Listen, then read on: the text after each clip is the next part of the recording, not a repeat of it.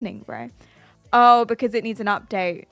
Because it's needed an update for like a year and it keeps telling me and I keep saying, no, I'm not going to update you. Wow.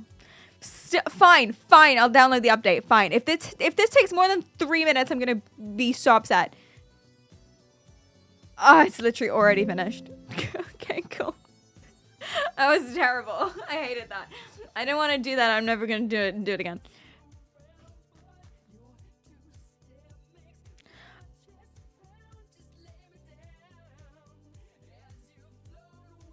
The app is completely different. So I have a chat app that's what you're seeing. This is the browser extension of the app that I use that combines YouTube and Twitch chat, which, by the way, I guess we don't need anymore. Anyway, that's a whole other thing. They stole my YouTube babies. It's relevant. Anyway, the app changed. It's completely, the UI is completely different. This is a completely different, it's dark mode now. And it has graphics. It used to be some weird, just like TXT file. This is the worst thing. The worst thing I can imagine. How could this have happened? Never ever update your apps, I swear to God. Oh, but I can see you now. Oh my God, but it worked. Hi. Okay. Jared, sup? Hello. Okay, someone spam me things. Oh wait, no, it's not working. It's still slow. Oh no, I got you. Okay. Yeah, 07's for YouTube live channel. I know, they still banned me. I'm gonna try and get in touch, but my appeal got rejected.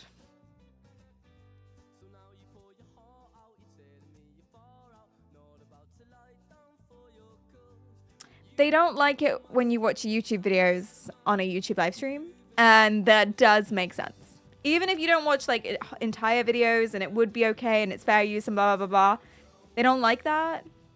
Yeah, that's why. And they, especially when you do that like pretty much every single stream for like a year, they really don't like that. So, Kronos, hello, how are you doing? What's up? Kidnapping is a cool and chill topic. It is, but changing a UI, I know, that's the most horrifying thing. I didn't mean to start you guys off so brutally and so awfully. I like to warm you up a little bit first with some fun, chill anecdotes, like the kid that got sorry, 1 second.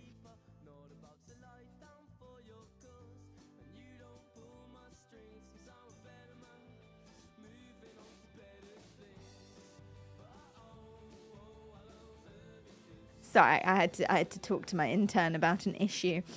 Oh, thank you for the leave. Oh no. You start with good morning at 4 p.m. We knew this was gonna be yeah, yikes. Thank you for the leave. I appreciate it. Thank you.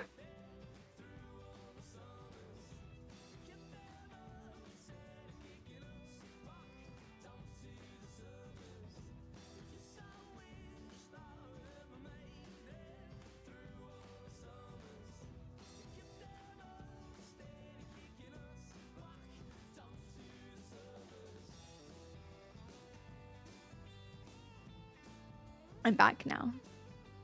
So, there it is. It's Vegas commentary. That's such BS. Thank you. That's what I think too. But I'm gonna be honest. I didn't actually ever read the YouTube terms and services. I feel like I've probably not done anything wrong. I don't know. They disagree. So I don't know.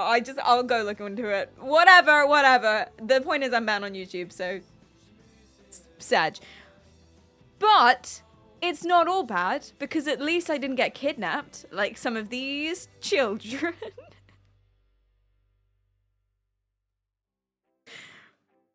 I was told, when I was planning today's stream, I was told this could be an okay topic. Like, there's lots of interesting stuff in here. If you just make sure to do it in a way that isn't devastating. If you make sure to do it in a way where you emphasize that the cases you're talking about, that they're okay and that these things are fine and that it's actually like, it's more interesting from a legal perspective or from a mental health perspective rather than this kid got beaten up. Because no kids that I talk about probably have gotten beaten up. You know, we're not doing any of that, nothing too serious, nothing too sad. So long as I emphasize that, I was told that this topic would be okay, but what I didn't account for was my nervous jokes at the start. And all of the many kidnapping jokes. What if I want them dead? Oh. Tissue says, that's the spirit. Sweet Jesus. Well, at least it's not just me. The lighter side of kidnapping. Exactly. We're doing kidnapping light today. Lite. Did Cleed get banned? Yeah, Cleed got banned from Twitch. I got banned from YouTube Live. It's just been a bit of a week, to be honest. Although Cleed should be back any day now. I'm still banned until February 2nd. 12th? I don't know. February. It's ridiculous. So upset. I'm so upset. We've been combing through Cleedum's messages to see my intern, head editor of channel, etc. We've been combing through his messages to see what would have got him banned. I honestly don't know. I honestly have no idea. My only idea that I have is that every now and then he makes jokes where he talks about being a little baby boy and literally a child. I am literally a child is sometimes a joke that he makes. But that's not what the warning was. It gives you a category when you get banned. And his category was hateful conduct. He was being hateful, apparently. Wait, you can find out?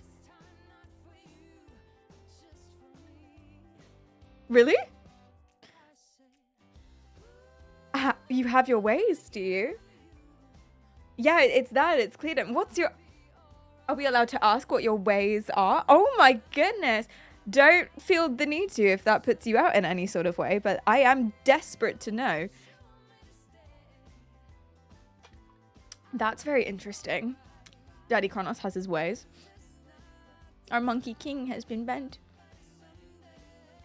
Yeah, apparently he sent an appeal asking for a reason and they didn't give one. And so Cleedum is also desperate to know what it was. This is for memes and also Cleed's mental health. He's very sad. Cleedum would like me to tell you all that he's very sad that he can't be hanging out and that he can't be text messaging midstream and that he had many, many jokes and sometimes he writes them on a notepad and sticks them over the monitor while I'm streaming so that I read out his jokes for you. So he would like me to let you know that. He's very upset. Oh no. Can Polo sit in for Cleedum? I'm gonna get a Polo cam. I actually will. Now, if I was a little quicker to get set up this morning, I would have the Polo cam today and we'd be using it and I'd be using clips for that for an Instagram thing that I have to do that I had to do for today. But then I said, not gonna be able to do it for today. I'll do it for Monday. Yikes. Even though I had 2 weeks already. Anyway, but I didn't. So tomorrow's stream. What's he banned from Twitch? Would you reading Cleedum's jokes technically count as ban evasion? No, because you have no evidence that I do, apart from that admission just then. But I always read out jokes as if they're mine anyway. So you don't know which jokes are his and which jokes are mine. So you can't actually prove that even though I've made that joke and admission, you can't prove which jokes were actually mine or his, and therefore you can't prove that I actually did it.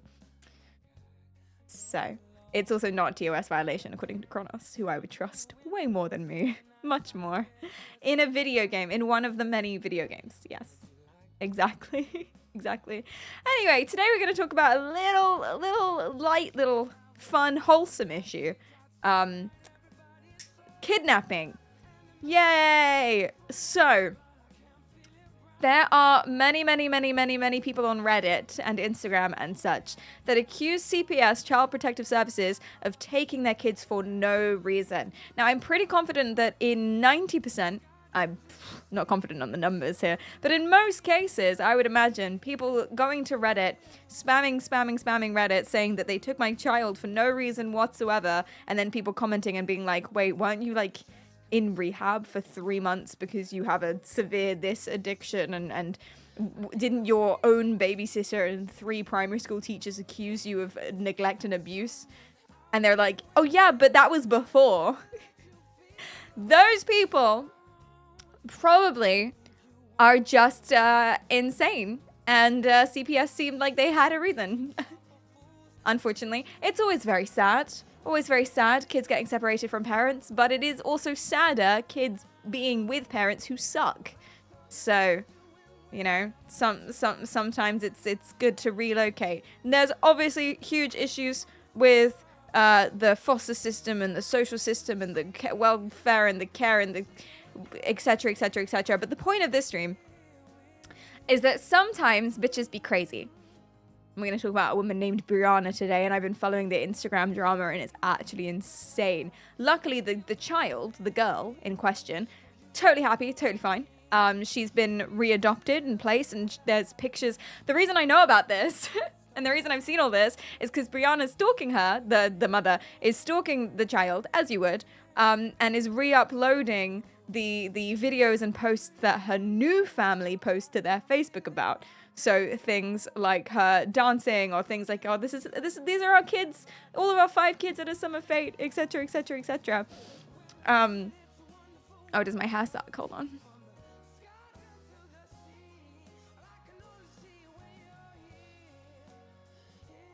Oh, here. Oh, that's just frizz. I can't do anything about that. My head just sucks today. I can smooth it like this, see? I guess. You know, I could just go fucking bald, honestly. I used the wrong shampoo. Okay, that's a lie. I had to shower downstairs. And I forgot to bring my hair stuff. And so there wasn't any shampoo downstairs. I have no idea what my parents, for all intents and purposes, parents-in-law use for shampoo. It's all conditioners. Like, it's all conditioners. I'm very confused. I was baffed out. I was like looking through all of them. I couldn't find not a single shampoo. Yeah, you use shower gel in your hair.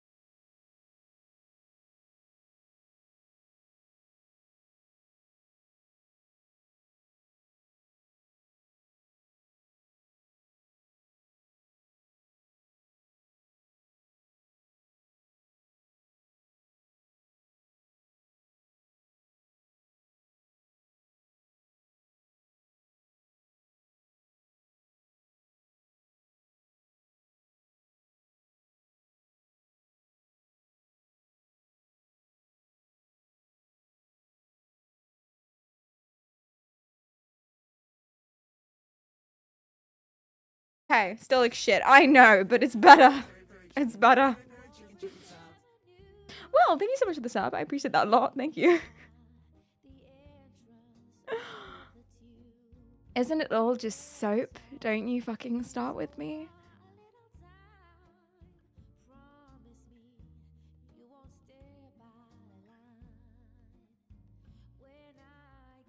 Fuck the children, TOS, please. Oh no. An exclamation of hatred. Wait, is the... When it gets sent across to Twitch, they don't get given the context, which is one of the leading causes of incorrect bans. Yeah, sometimes Cledum does. My intern head mod editor person who got banned recently. Sometimes he does do sarcasm. So he'll say stuff like, I hate women. Or, well, I'm not going to give any more examples. Vala, hi, welcome in. You're imprisoned, head moderator. Exactly. My unjustly imprisoned head moderator. Give us 8 more examples. You know, I don't think I should. I think that's a bad idea. Yeah, sometimes he does say things on occasion that are you know, sarcastic. He definitely doesn't say anything worse than what I say, and I'm not bad. So, GG. What if Clede was secretly dropping slurs in Asmongold's chat? See, I don't know what he get up to. He has promised me that it had to be in this chat because he doesn't talk anywhere else. So, he couldn't have been dropping slurs in Asmongold's chat. Well, to be fair, he does go to bed after me, so... Also, men lie. Also women, but he's a man. We don't know it was unjustified. He's also not here to answer him for himself. Well, he is over there. Any words? Honestly, I'd like to know just so I can not do it again. Oh. Oh, you're full of shit. Oh, so sweet. Lying.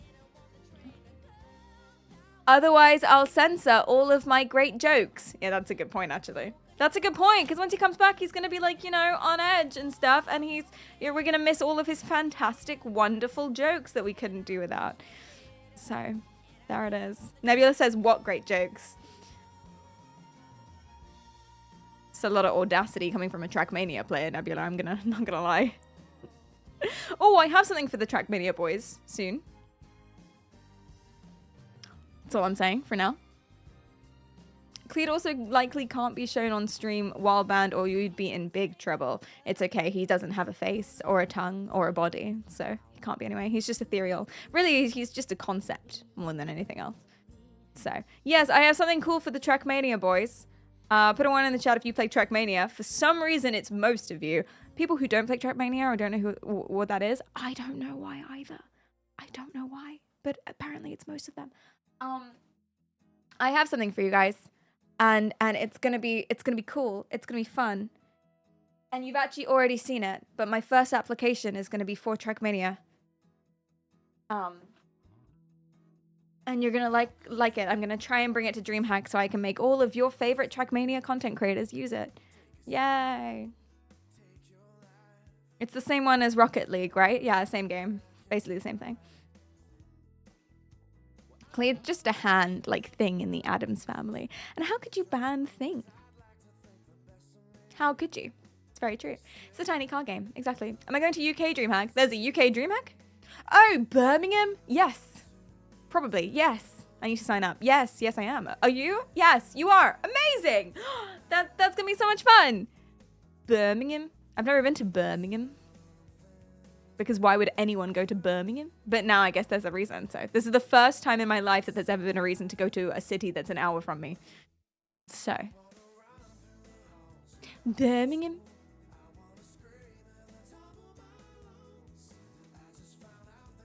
I bought a giant bookshelf which is held together only vertically and only by gravity. Well, that's a disaster waiting to happen. Have you got any, like, super glue or something? Anything like that? Why? Kronos, that'd be so fun though. We can hang out. Yay. Yeah, yay. DreamHack Birmingham. I can't. I have such low expectations. I'm not gonna lie. I have the lowest expectations ever. I just, frankly, and I might be biased, I just think that anything the UK does has to be shit. Inherently. And I've yet to be proven wrong on that, really. So, you say no. Sometimes it's wonderful. Okay. We do a good fish and chips. It's a convention that has Greg's.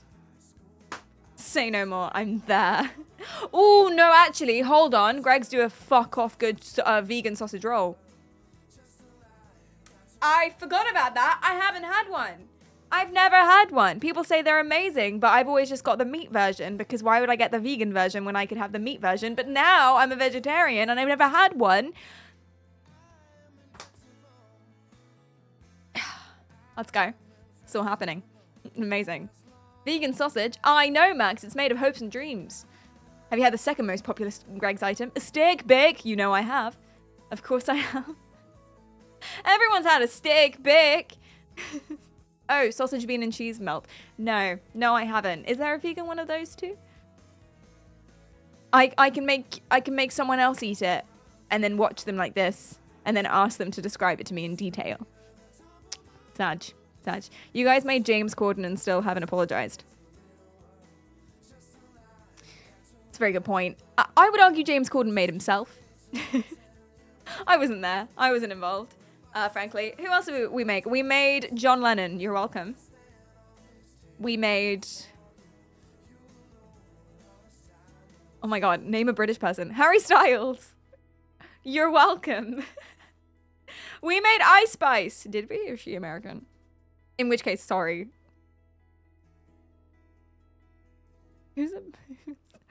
Name one British person. I can't.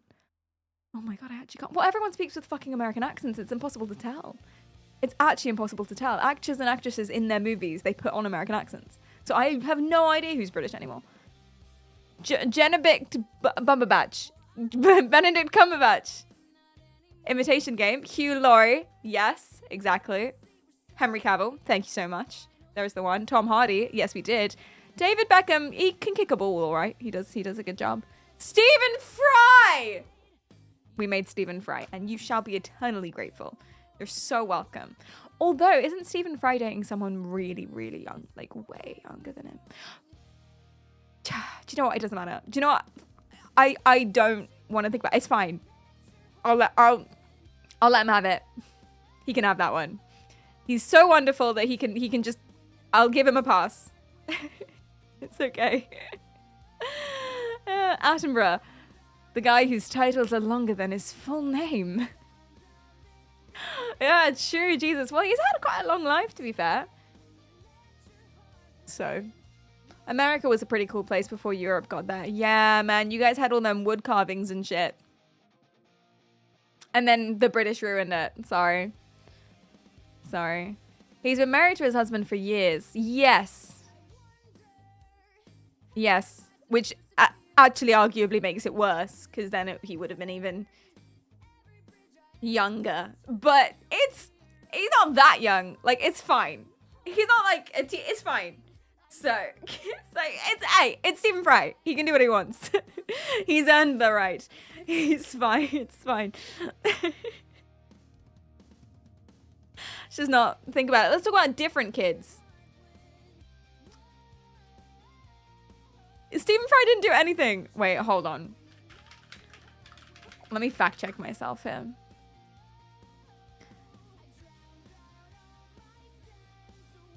Okay. He just looks young. So, okay, it's fine. No, listen, let's stop judging. Let's stop judging people. So, Stephen Fry is 68 years old. The only thing I'm saying, his husband is 38. But that's actually not that young. He just looks like a child. He looks about 22. But he's not 22. He's 38, which is almost 40, which is basically the same age as someone who's 68, which is basically 60. So, it's none of our business. I'm...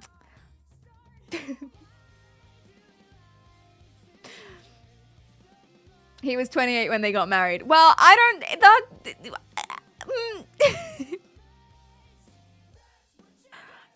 And that's not the same thing as being 20, so it's fine. 28 is basically 30, which is basically dead in the ground. So, whatever.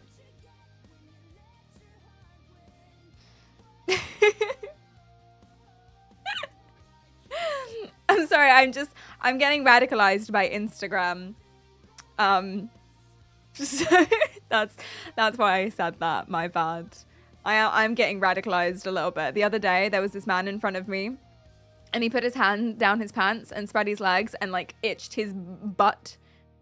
Like I'm pretty sure he itched the butt crack, like on the street. And I just happened to be behind him, and I was like, wow. And there was a little voice, very quiet, and there was a little voice in the back of my head that was like, oh, men. And then I caught myself and I was like, whoa, hold on. That's not fair. First of all, that's not fair. Second of all, I need to get off Instagram. That's why I'm taking a break from Instagram. Apart from this stream, because I got radicalized. I got radicalized. That is not fair.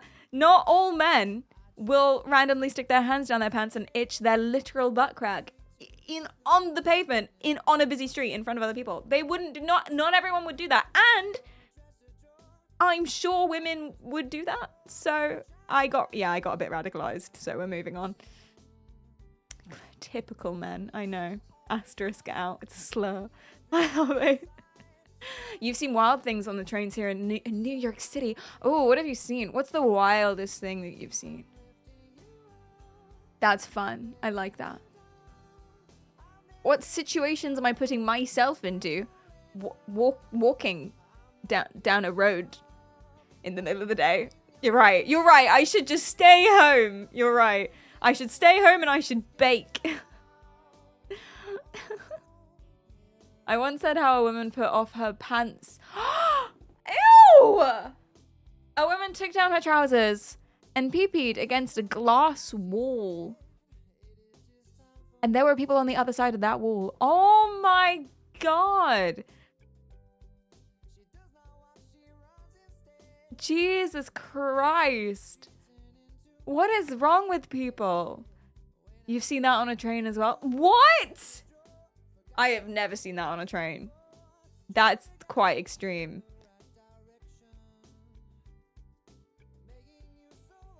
It was downtown. Oh, it was downtown. I have never seen that on a train. That is, wow. Trains are lawless wastelands. Oh, hi. Is that why Americans can sometimes be weird about public transport? Because apparently the public transport is so bad that people just refuse not to take it, to the point that people will refuse to take it in London as well. Because the one, they're used to it being bad, so they'll just assume it's the same. But it's also a status thing. Like, there was a real asshole that I didn't work with, but someone I knew worked with. There was a real raging asshole, and he was like really upset about going to this event because he had no way to get there. And my friend was just like, it's 20 minutes on the tube. It's like an expensive Uber. It'll take a while if you drive, or you can't really walk it, but 20 minutes on the Victoria. Right by where you're staying. Super easy. And this guy just point blank refused to take the train. Like, completely refused to take the train. He was like, oh, well, you can take 2 buses instead, and that'd be easy as well. Completely refused to. American. And I'm wondering if that's because of the association. But he did say, I don't want to be one of those people. He didn't want to be one of those people who took the underground. Like, all people, all of the people. Those people. The paws. The disgusting paws. Speaking of disgusting paws, sometimes they get CPS on their ass. Oh, that didn't feel right. That didn't feel good. So today, sorry we kind of beaten around the bush this entire time. I wish that woman on the train who peed all down the side of the wall did beat around the bush a little bit more than she did. Delay the process just slightly. Anyway, the mole people, exactly. The mole people. Today I've got some stories for you. I've got stories of trials, of tribulations. I have stories of drama and deception. I've got stories with more twists and turns than a twisty, turny little guy.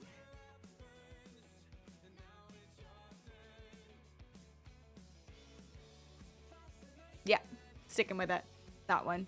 Yes, I do. I have a story of a mother whose kid is now with a different family, got adopted by a different family, and she has stalked her and spread loads of things on the internet and talked about how she's being targeted and harassed by people, and that's the reason why, and it was all false accusations, and she never did anything wrong. But my question is, does the person who gave the false accusations even exist?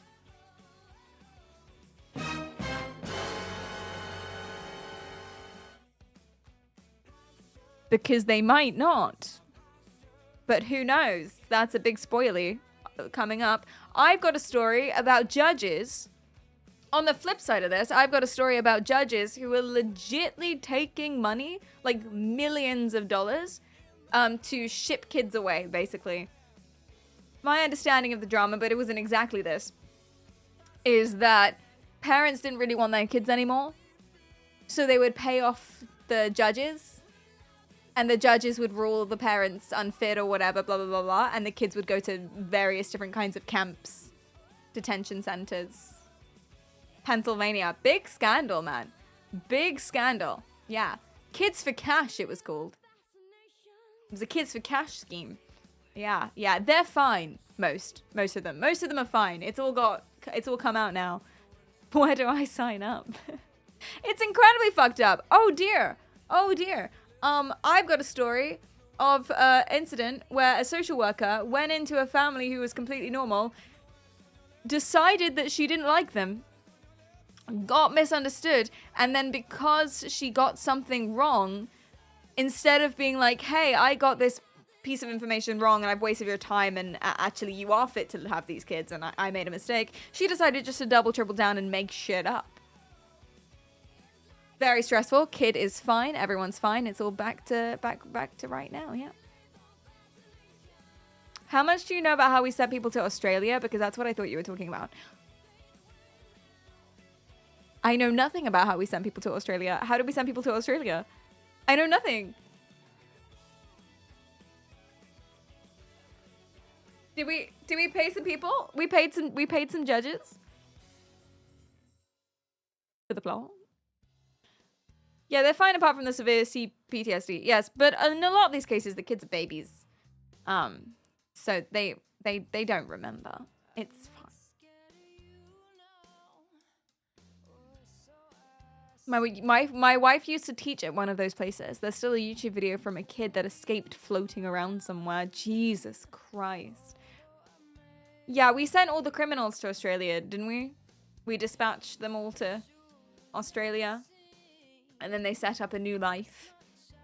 And the modern Australian is many, many, many generations down of our prisoner English person. And that's why all Australians are worse than us. That's the general understanding that I have from what people have told me on the internet. It doesn't sound right to me. Like, that doesn't sound right. Considering how, like, most Australian people I met are fine.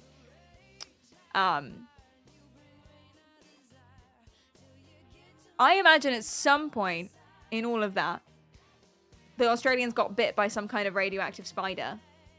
And it just put them to normal again. Like, it just undid all the damage. And now that's why Australians are fairly normal.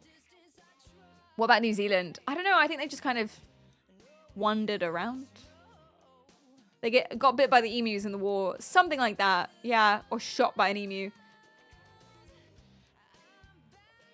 The definition of criminal is very fast and loose. Oh no, was it like political criminals?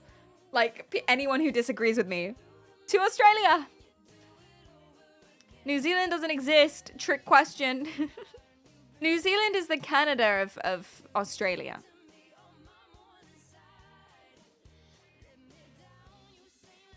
Which is why I think it would be nicer to live in.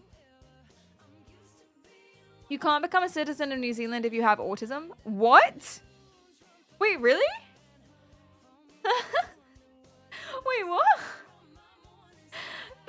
not be. Huh? Can't become citizen New Zealand if autism.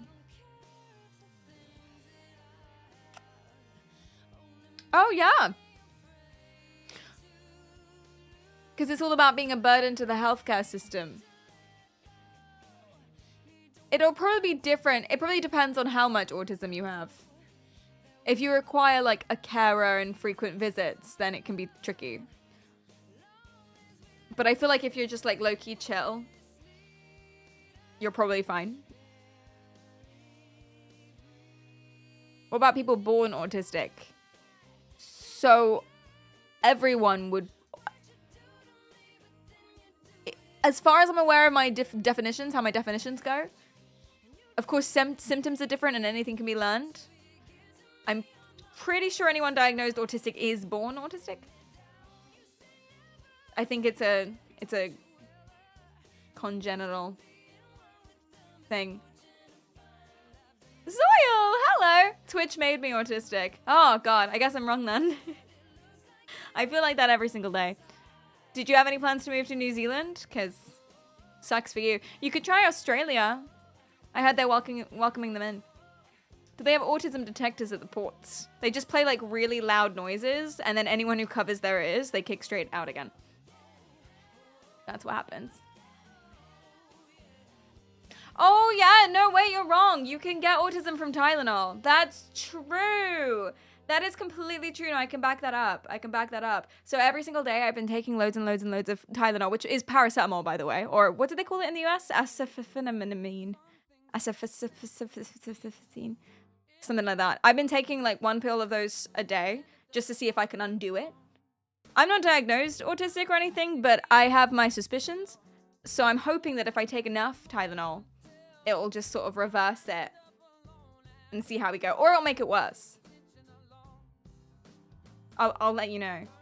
Acetaminophen. Acetaminophen. Acetaminophen. Thank you. That was really useful. Thank you, guys. Thank you. Wow. Yeah, if you get all of the autism,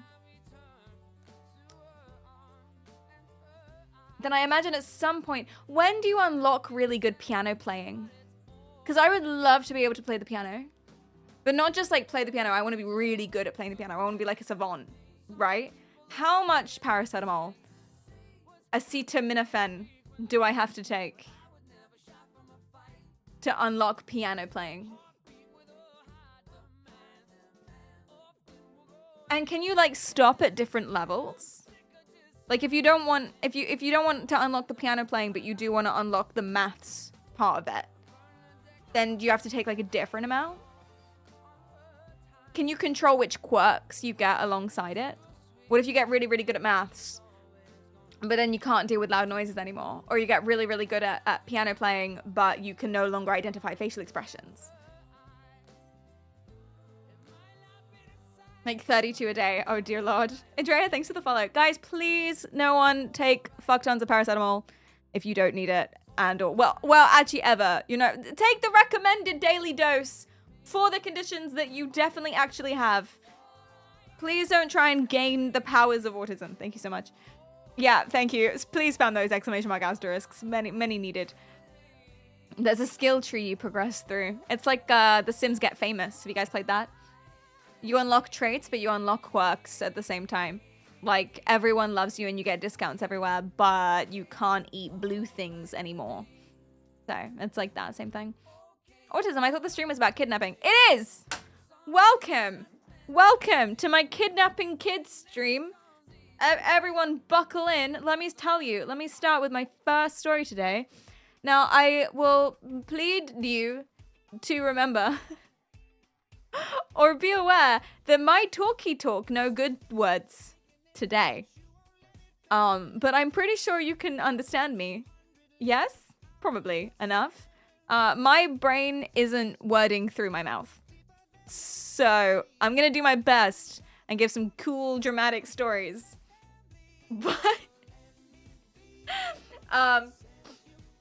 But you just nah, you just rock with it. You got this. Thank you. Ah, my tongue is so wide. It's so wide today. Oh.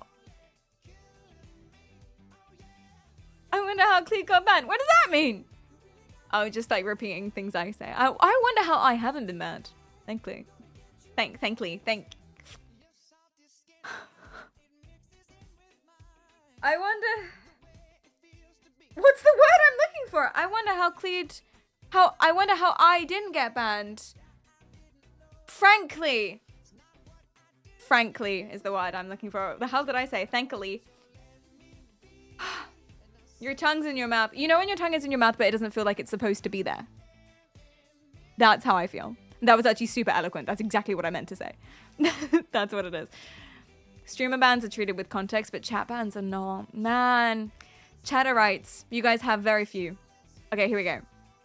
So, let me start you with Pennsylvania. Does anyone know any artists or any musicians that are from Pennsylvania? Where was Britney Spears from? Wasn't she Canadian? Did I make that up? No, she's American.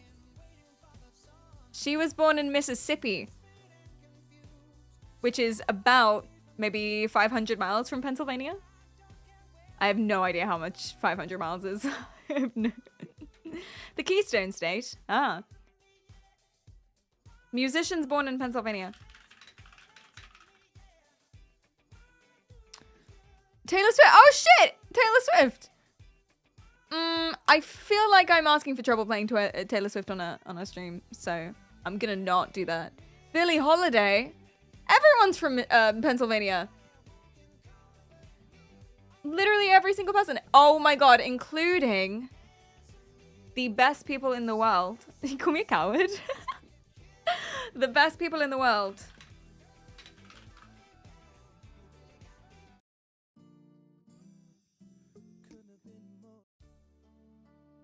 Boys to men.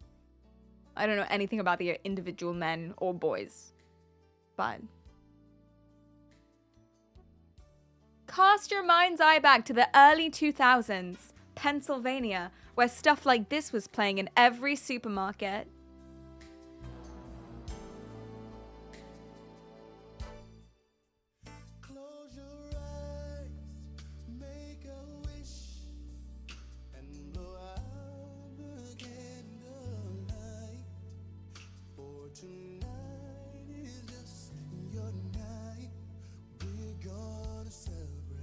Etc. Take me back. Take me back.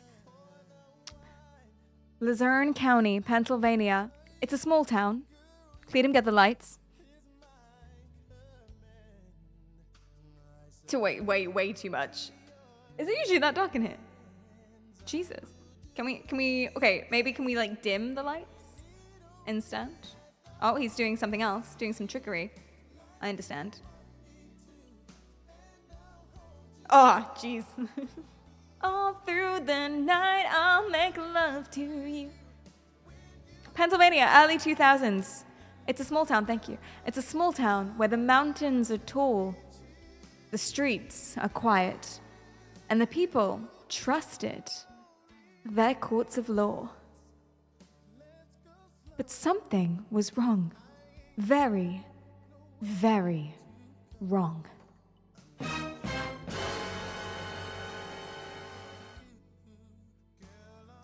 Kids were disappearing into juvenile detention centers at alarming rates. I should have waited and done the dun there. That was more dramatic. Anyway, next time.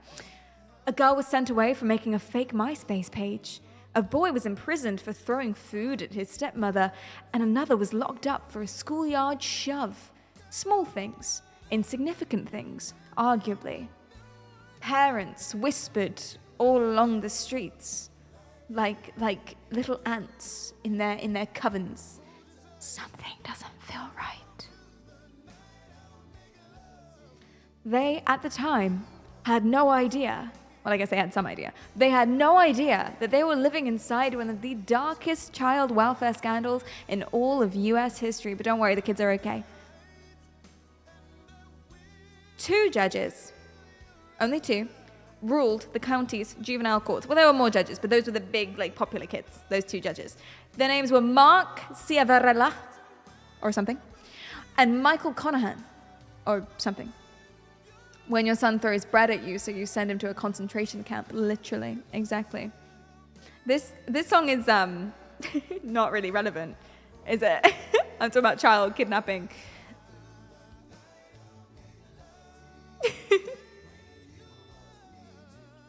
Well, I'm more talking about like judge badness. So I don't know. This isn't quite the right vibe. Okay, let me try this instead. Someone else from Pennsylvania.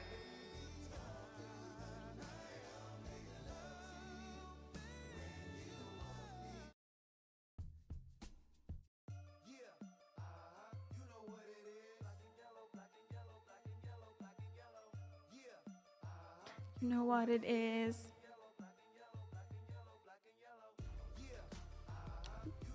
That's better. That feels more right. Okay, let's actually do this properly. No, fuck it, I love it. All right, so 2 judges. We got Mark and we got Michael. Easy to remember because they're both white man names. Mark was someone who was stern, cold, and he was obsessed with zero tolerance. He had a hard zero tolerance line, which, you know, can be good for judges if he's right. Michael was very well connected. He was always smiling, always networking. You know, the people's choice, the people's favorite. Sussy bastard, basically, ultimately. Behind closed doors, they held meetings with private developers. Building, well, guess, what do you think the private developers were building? Judges accused of sending too many kids to juvenile detention centers. What were the developers developing?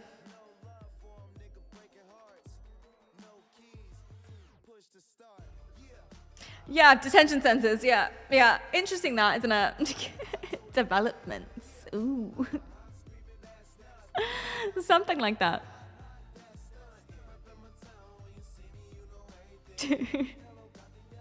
Oh no.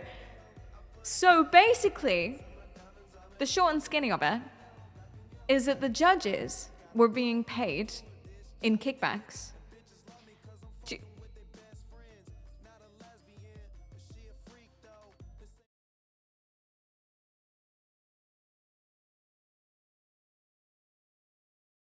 Someone cue something, please. Wait, let me open the app to cue the thing. Someone cue something else. What have I got? Oh yeah, I've got this. All right, cool. We'll go for that.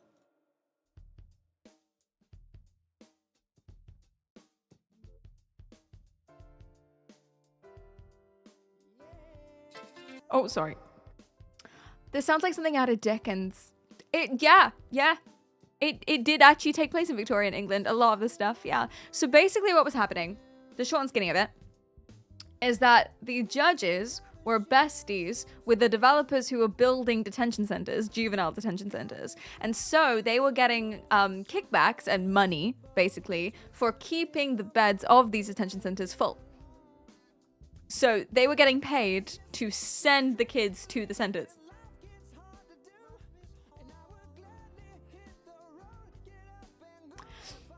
And it was things like cash. It was things like luxury condos. They were paying for vacations. They were literally handing them envelopes stuffed with money.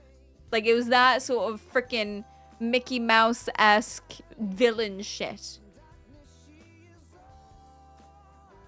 How long did they get away with this? A while. But I'm getting ahead of myself. $3 million in total, secret payments to the 2 judges. They profited every single time a child was dragged away in handcuffs. I know. And it's something that the reason that I like sharing stories like this, I was going to say the reason I like stories like this. I don't like stories like this, but the reason I like sharing stories like this is because it's shit that people would be like, that's a conspiracy theory. If someone came out with it, they'd be like, that's just a conspiracy theory, but it actually happened, bro. It actually happened. Most conspiracy theories are nonsense, obviously. Don't get sucked into it. There's so many people that believe wholeheartedly in conspiracy theories and it ruins their entire life because they're just insane. And I got one of them for you today as well. But sometimes, every now and then. So, A lot of the time, the kids that appeared in front of the judges didn't have representation. He pressured them into waiving counsel completely. He was just like, no, just sign this. It'll be so much quicker. Sometimes the entire thing lasted about 90 seconds. So the kid would come in. He'd be like, oh, just sign this. It'll be so quick. Oh, no, it's not too bad. You're not in that much trouble. Slam the gavel. Boom. Off to the camp. It's really, really awful. But one time there was a mother. Her son was sent to one of these detention centers for like a really stupid little thing.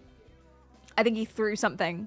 Like he threw a pencil near a teacher or something like that. And she was like, okay, that's obviously nonsense. So she reached out to the Juvenile Law Center in Philadelphia and they started digging.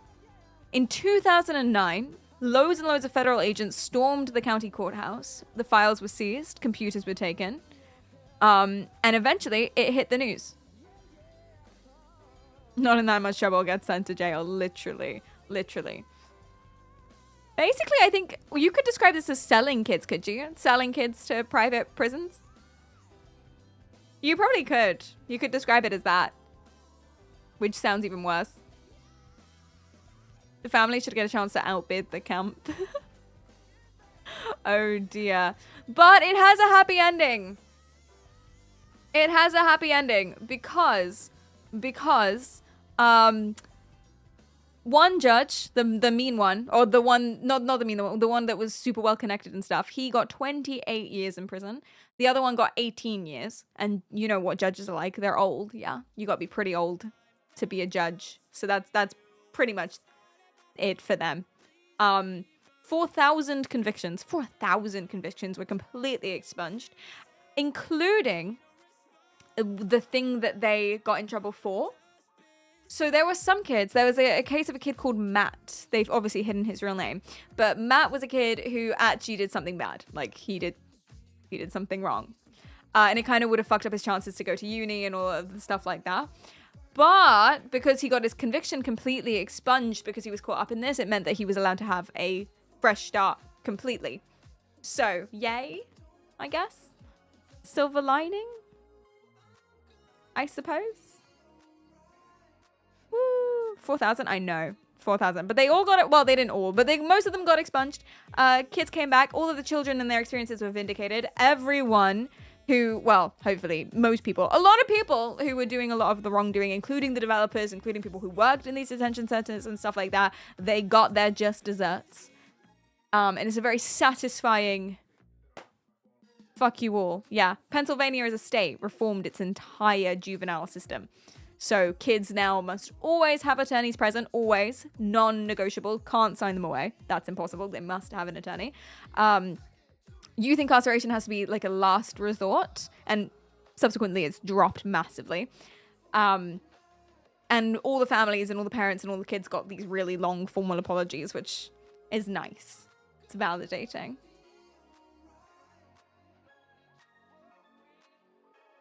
The parents were in on it. Were they? I don't think the parents were in on it. Maybe some of them. Did they all get to throw rocks at the judges? That would be fun. If they made $3 million from 4,000 cases, the going rate was $750 per child. Oh, jeez. Oh, goodness. To be fair, okay, this is sad and not what we're talking about today at all. But there are lots of, what are they called? Going away schools. Fuck, what are they called? Boarding schools. There are lots of boarding schools, and sleepaway camps and things like that in the US that are basically just prisons. And they just drag kids out of their beds and they just take them and they can't leave. And that's like very bad. So y'all should stop that as well. Was there a bonus for twins? I would imagine you get like a discount. Yeah, something like that.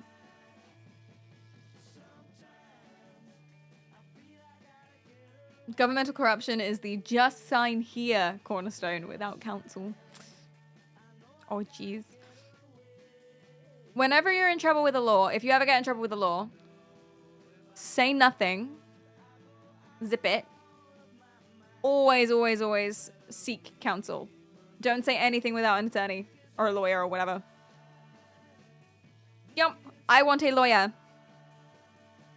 They'll treat you like you're being really annoying.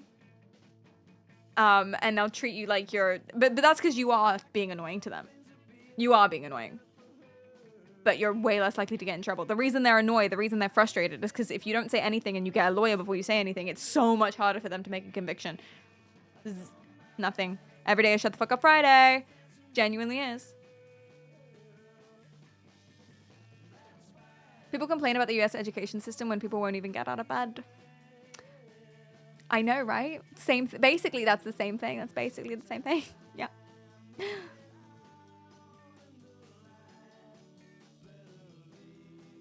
Paris Hilton made a documentary. We should watch that. But if you need a lawyer, you must be guilty, right? And do you know how you reply to that? This is how you reply to a question like that.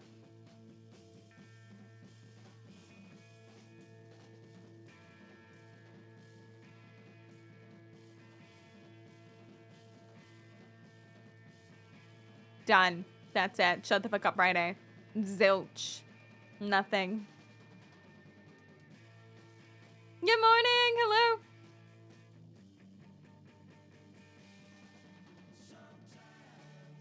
Just don't say anything, even with the lawyer. Don't say anything to the lawyer. Well, there was a guy, wasn't there? I mean, there was a documentary about it. Oh, well, it was a JCS video. There was a guy who literally didn't say anything. And they were panicking because they couldn't charge him on anything. Because he would not talk. He literally wouldn't make any sort of movements at all. He cracked at the end, though. But JCS at least thinks that he would have got away with it if he didn't crack at the end. Please direct all questions through my attorney. It's me with my management. And how much do you charge for this? Ask my management. Oh, you aren't replying to our emails. Have we done something wrong? My management will tell you.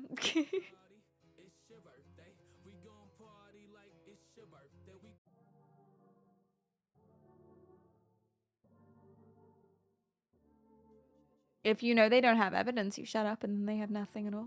Yeah, exactly. Especially if you're innocent, because they don't have evidence. Because you're innocent. So they can't have evidence because you're innocent. Because you didn't do it. So you literally don't say anything. And then even if they still think it's you, they can't try you. I don't know. I don't know. Cledum says, I miss you too, Dodie.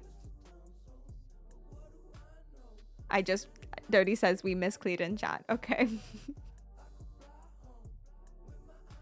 Oh no. Oh dear. So I think I already told you, but what do you think they called this whole scandal of judges literally taking money to send kids to detention camps? What do they call it on the news? It's kind of funny.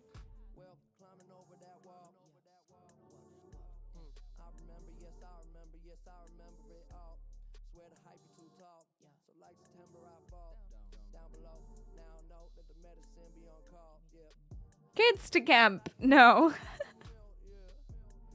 A whoopsie. No, maybe.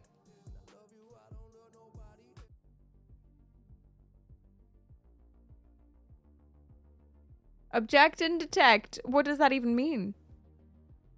It's the US, so probably something on Hinge. It really was. Yeah, it was kids for cash. They called it kids for cash. Or cash for kids. Something like that. Let me find you.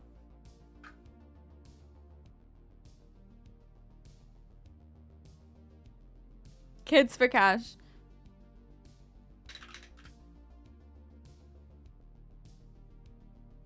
Kids for cash. That's what authorities say was the bottom line of a diabolical plan. Even more shocking were the identities of the two men behind it. They were men in black, men with the power to take away your freedom and your future. Jim Avila reports that they're accused of using that power to get rich, rich on the backs of children.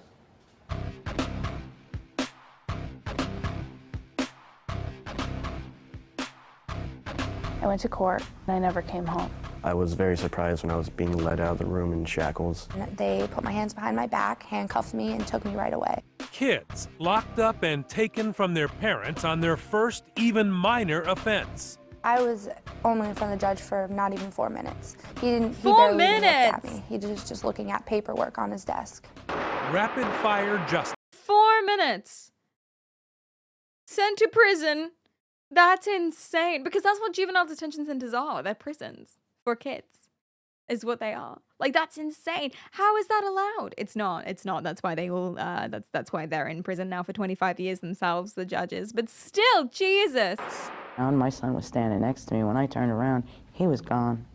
He was already in handcuffs and shackles at the back of the room. What? Parent after parent in this one Pennsylvania courtroom, stunned, mystified by what they witnessed. I was helpless, absolutely helpless. And to this day, I could still cry. A mystery Aww. in Wilkes-Barre, the heart of Pennsylvania's struggling coal country. Why were so many kids in Luzerne County's juvenile court sent directly to jail? How was this allowed and how did it go on for so long? Because there were thousands of kids. This was over the course of what, like 3-5 years? There were so many children. And in such a rush, they all had one thing in common: the same judge, Mark Chivarella. I was 12 years old when I got locked up. I had no clue what to say when he asked me, how do I plead? Eric Stefanski's offense? He went joyriding with his mom's car and ran over a barrier, smashing the undercarriage. Oh, gosh. No one was hurt, not even Eric. But in order to get her insurance to pay for the damage, Mom had to file a police report. The next stop. Oh, no. So the mom wanted to file a police report only so she got insurance on the car, but no one was really hurt. So the kid basically got behind the wheel, drove a little bit, ran over a barrier, and then that was it. No one was hurt. The kid was fine. The mom wasn't even angry. But she filed the police report. She sent her kid to jail. Oh, God, that must have felt awful. Judge Chivarella. Oh, no. And the courtroom of absurdly swift justice. Do you remember yourself ASJ. standing in front of him? He read me my charges and said, how do you plead? I didn't know what to say, so I looked at my mom and I said, guilty. At 12 years old, Eric was locked up for 2 years. How many questions did they ask you or him about his record? Oh, none. None about his record, none about nothing to do with his life. None. My God. And what did your attorney say? I didn't have one. I did not think it was necessary. On his first offense, he's so young, It's a 12-year-old child. He didn't hurt anybody. Even the people who owned the property, including the car, didn't mind that much. They sent the kid to prison for 2 years. 2 years! Oh my gosh. Yeah, straight away. Straight away. That's it. Jesus. just didn't think that was necessary. I had pretty good grades, but I was a cheerleader. I was in the orchestra until 9th grade. I did good in school.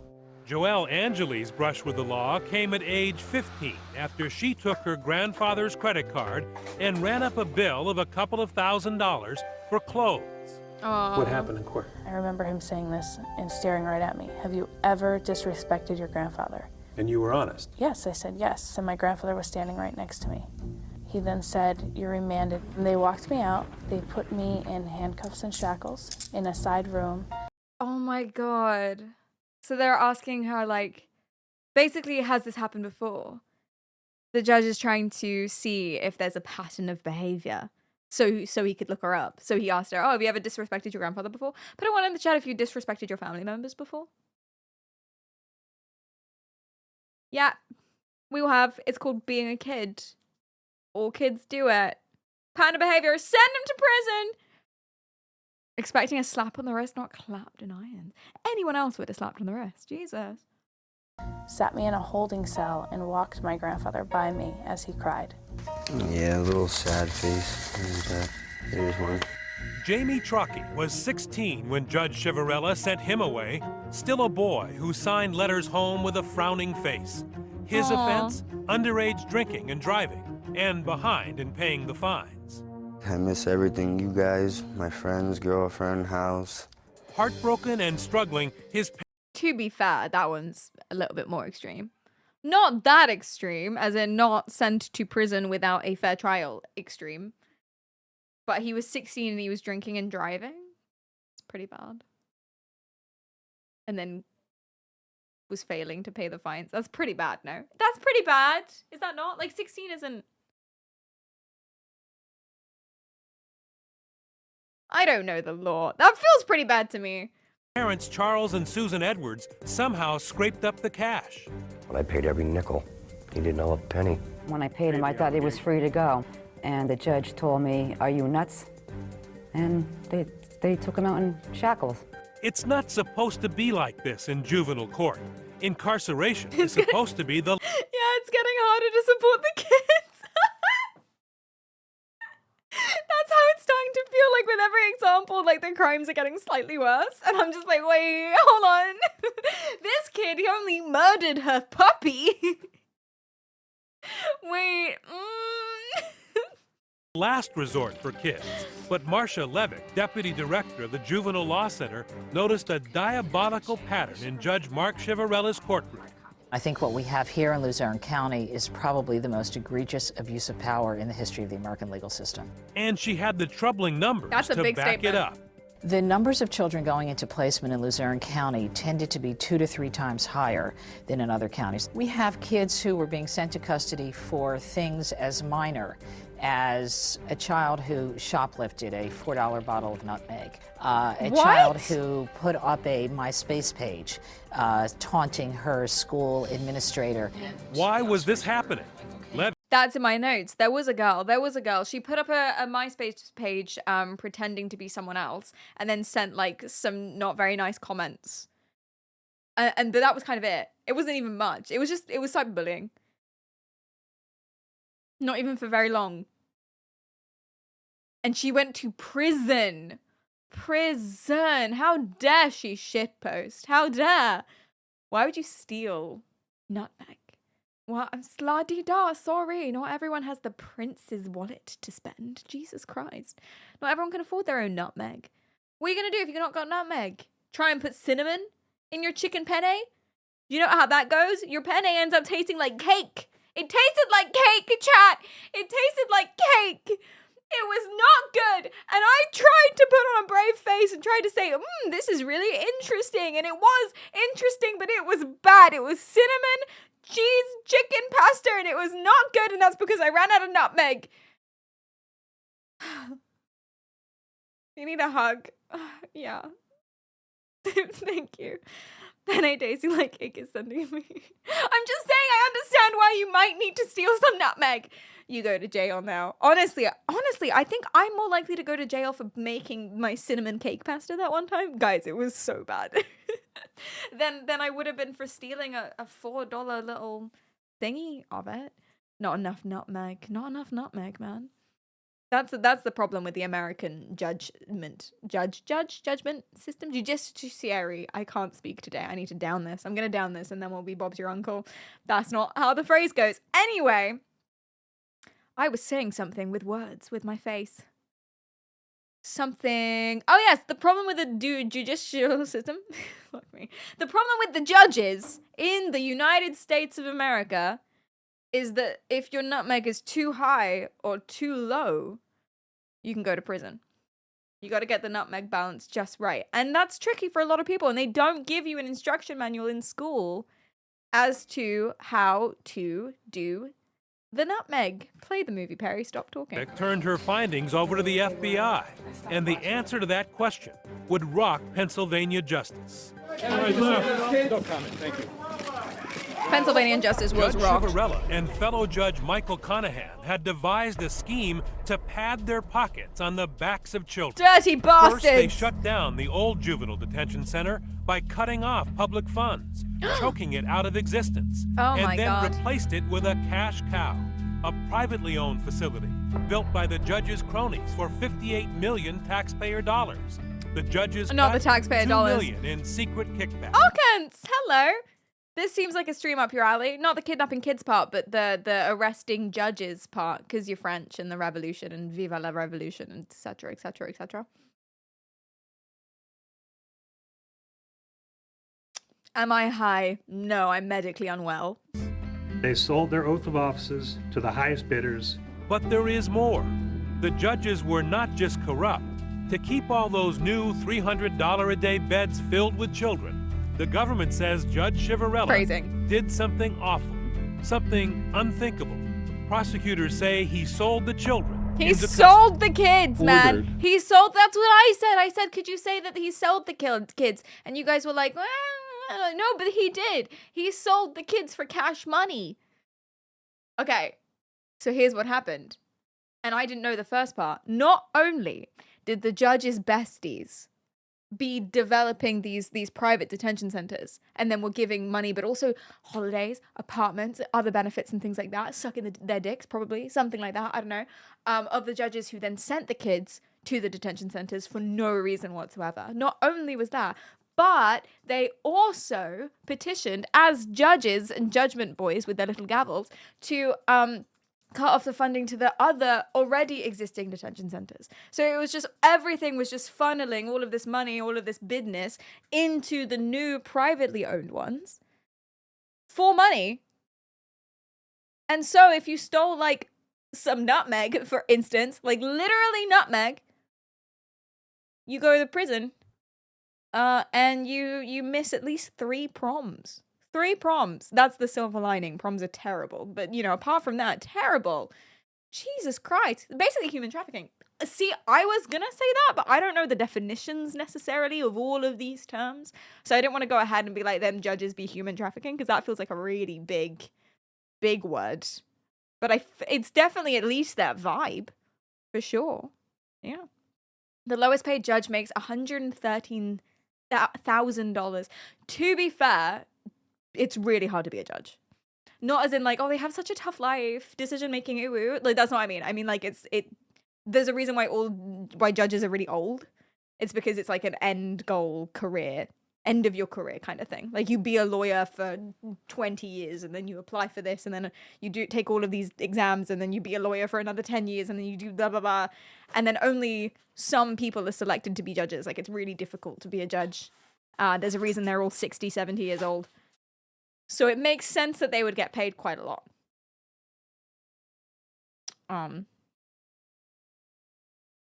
Still. Oh, but you're saying, like, they make enough money. Why do they need extra? Oh, I get you. You're saying that they already make enough money. Why are they taking bribes? Greed. Pure, plain and simple greed. It's disgusting. And I spit on it. Juveniles into these detention facilities, despite the recommendation of juvenile probation officers that the child not be in prison. You should be charged with child endangerment. They are mobbed by a swarm Yeah! of reporters, photographers, Get 'em! and parents calling them names. Bring 'em Attach down! shackles to him and take him right off and put him away, because that's what they did to my son. Yeah! How could a judge, the beacon of trust in the American system, do such a horrid thing? That's where it ends. Oh no, it keeps going. Oh my god, this video is longer than I thought. Well, you get it. You get it. It's insane. That's insane. How could they do such a horrible thing? This stream is sponsored by Opera GX. No, it's not.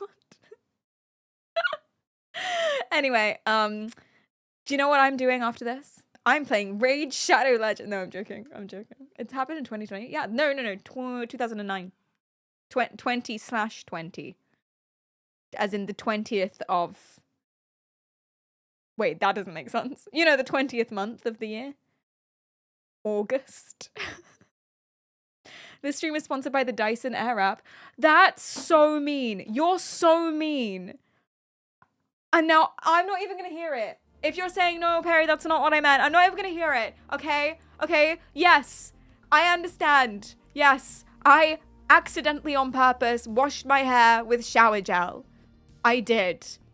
And I didn't use the right conditioner. And I didn't use any leave-ins. And I forgot to put heat-proof spray on. And then I didn't use my Dyson Airwrap to fix my hair, but I used a weird straightener and I did it while it was still kind of wet. And thus, here we are. Okay? Oh, Perry, your hair doesn't look that bad. It's like the same as it always looks. That's because it's all tied up. And I can feel it. This hurts. It's knotting. As we speak, the knots, they're forming. Have you ever seen a king rat? That's what's going on in the back of my head.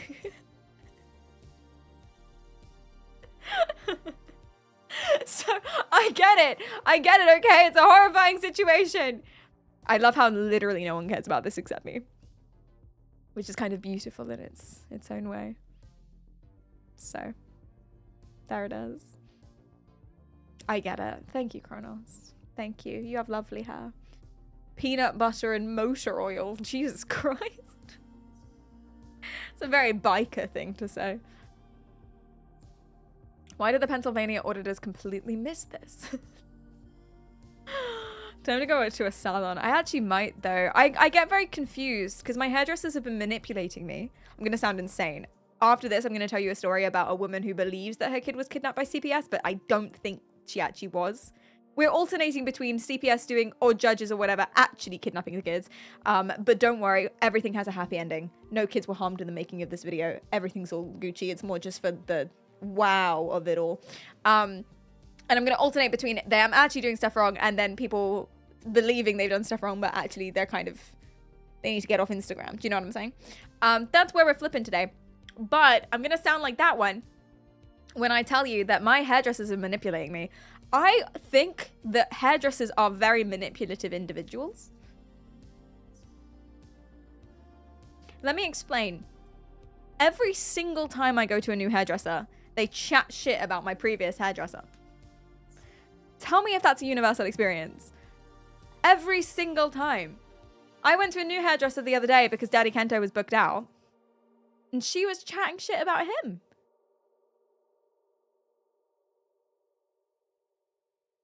Every single time. Now, to be fair, my hair is fucked up. But it's not his fault. It's my fault. He did what I asked. That's just gossip. The very thanks for the follow. All I'm hearing is you're unloyal to your hairdressers. First of all, darling, it's disloyal. Idiot. Second of all, yeah. I've heard Machiavelli started as a hairdresser. Oh, yes? That's news to me. That's interesting. Yeah, they have financial incentives. It is universal. Exactly. Hairdressers are manipulative sons of bitches. They will always talk shit about whoever your previous hairdresser was. Always. They'll be like, oh my God, I can't believe they did that. Oh my God, the last person. Who cut your hair last? This is terrible. Every single time. Every single time. And it doesn't even matter because you go to the next person, they'll do the same thing about the previous one. I thought I just got really unlucky and I kept like getting really bad hairdressers. I'm realizing that one, I'm just bad at communicating, and two, they're all lying. They're all manipulating. They're all fine. It was you. You cut my hair last time. Do you know, I might say that next time and just see what they do. They'll freak out. I've never been to a hairdresser in my life. There is a congenital condition, a born with condition where you are just bald. Is that you? Do you have that? Do you not have any hair? Do you cut your own hair? Do you shave it? How come you've never been to a hairdresser? That's not true. That can't be real. Get a gay hairdresser. One of my hairdressers was gay. Well, I don't really ask, so maybe a lot of them were. I don't know. One of them was. He did a good job, I think, but he made my hair curly. So I couldn't tell because I hated it. But I think it was good. Like once it decurled, but then it was up to me to style it, so it was shit again. So I never really knew. I think he did a good job. He was the one who kept talking to me about necrophilia. Well, I talked to him about necrophilia, but he piled on. That was that one. So. I don't know if sexuality has an impact on how good you are at cutting hair. I can't imagine it would. But there it is. I know people who have only been to the dentist like once as a kid or something, so this seems more reasonable by comparison. To be fair, I haven't been to the dentist in 5 years, maybe? Yeah, about 5 years. When was the last time you guys went to the dentist? My teeth are fine. How did you possibly introduce the topic of necrophilia during a hair sesh? I don't remember. I don't know, but it happened. What happened to the kids after? So 4,000 cases were completely expunged and the kids were returned home and everyone's okay. some people had a really bad time of it, but they're okay. Everyone got their just desserts, mostly. Let's keep watching, actually.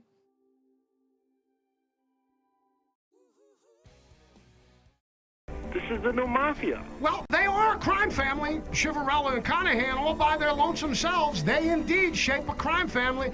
The old days, it was the La podcast Cosa boys are Nostra. out. Maybe they'll call themselves the La Courthouse Nostra. You're right. And, you know, Anger podcast fills boys. the airwaves. Wilkes-Barre, Pennsylvania explodes when people hear that men they elected and trusted to judge their children had profited off their incarceration, sent the kids to a private jail owned by cronies who bribed the judges. Prosecutors say they were in cahoots to then keep the They're jail in filled with cahoots. children I love who the did phrasing not of this belong news. there. Talk radio host Steve Corbett. Gangster judges were selling children into a prison camp. Where were the protectors of the kids at that time? I think that we had a conspiracy of silence going on in Luzerne County. Marcia Levick, the public interest lawyer who helped break the case. There were officers of the court, there were members of the district attorney's office, members of probation, private lawyers, public defenders who... Because that's the thing, isn't it? It's not just the judges that make that decision. Like, that gets written down and then approved and signed off and blah, blah, blah, blah, blah. Like, there's a lot of paperwork and a lot of different steps that go into ruling a punishment for someone and then enforcing it. There are a lot of people that looked at stole $4 nutmeg first time ever and 2 years in prison and thought, yeah, that's fine. That made sense. Do you know what I mean? There's a lot of different factors at play here. It's not just the judge. Everyone's responsible. Lock up everybody. Burn it down. Burn down the courthouse. Bye, Kronos. Thanks so much for coming by. Enjoy the rest of your day. Say hi to Bailey for me. What happened to the kids after? The kids are making iPhones in China now. I don't know what to say to that. were in the courtroom every day, and they had to know what was happening, and whether it was by virtue There's of literally intimidation a woman making minutes or an unwillingness or a to get man involved, making the fact minutes. remains that nobody stood up. Nobody In fact, said parents anything. say Silence some of the kills. court workers wrongly convinced them their children did not need lawyers. And they basically said that, you know, I'm just going to get a slap on the wrist, that I shouldn't waste money on a lawyer. Jamie Quinn was 14 when she was Oh sent my to God. Judge Mark Chivarella because of an after-school fight. Did you hurt her badly? Did she have to go to the hospital? No, Was she injured? no. I honestly expected that I was going to get lectured and get probation at the worst. And it was my first time. She got into a fight at school with another girl who was not injured. And she went to prison, jail. Can you imagine? Can you imagine being a kid and like slapping up a bitch and then going to jail for it?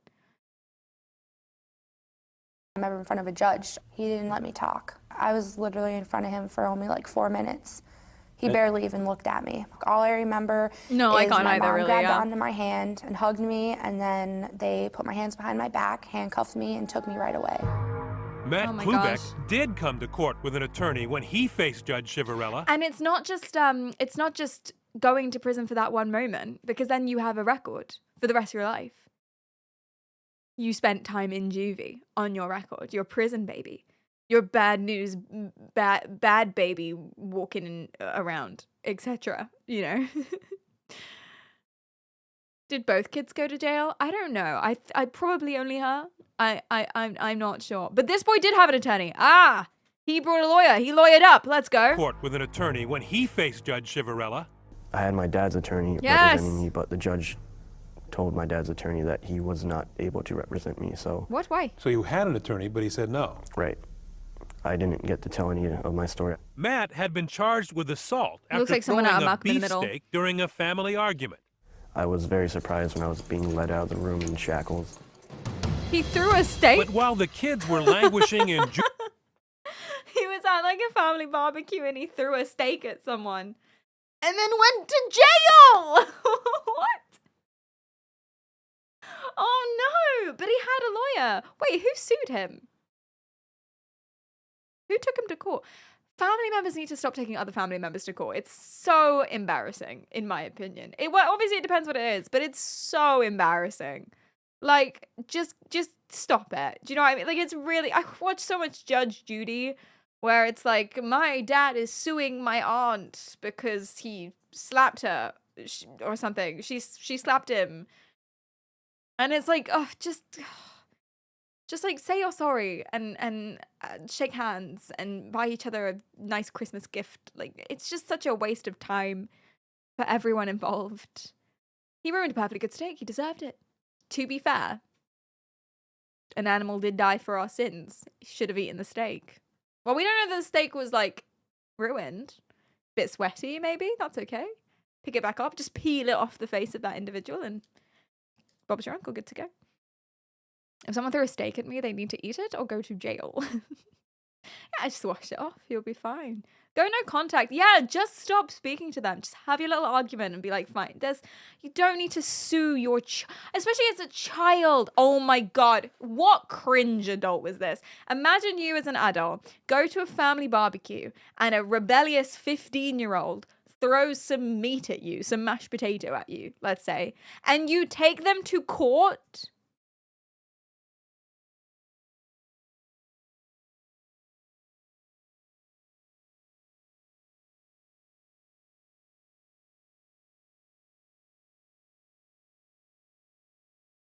That is the worst.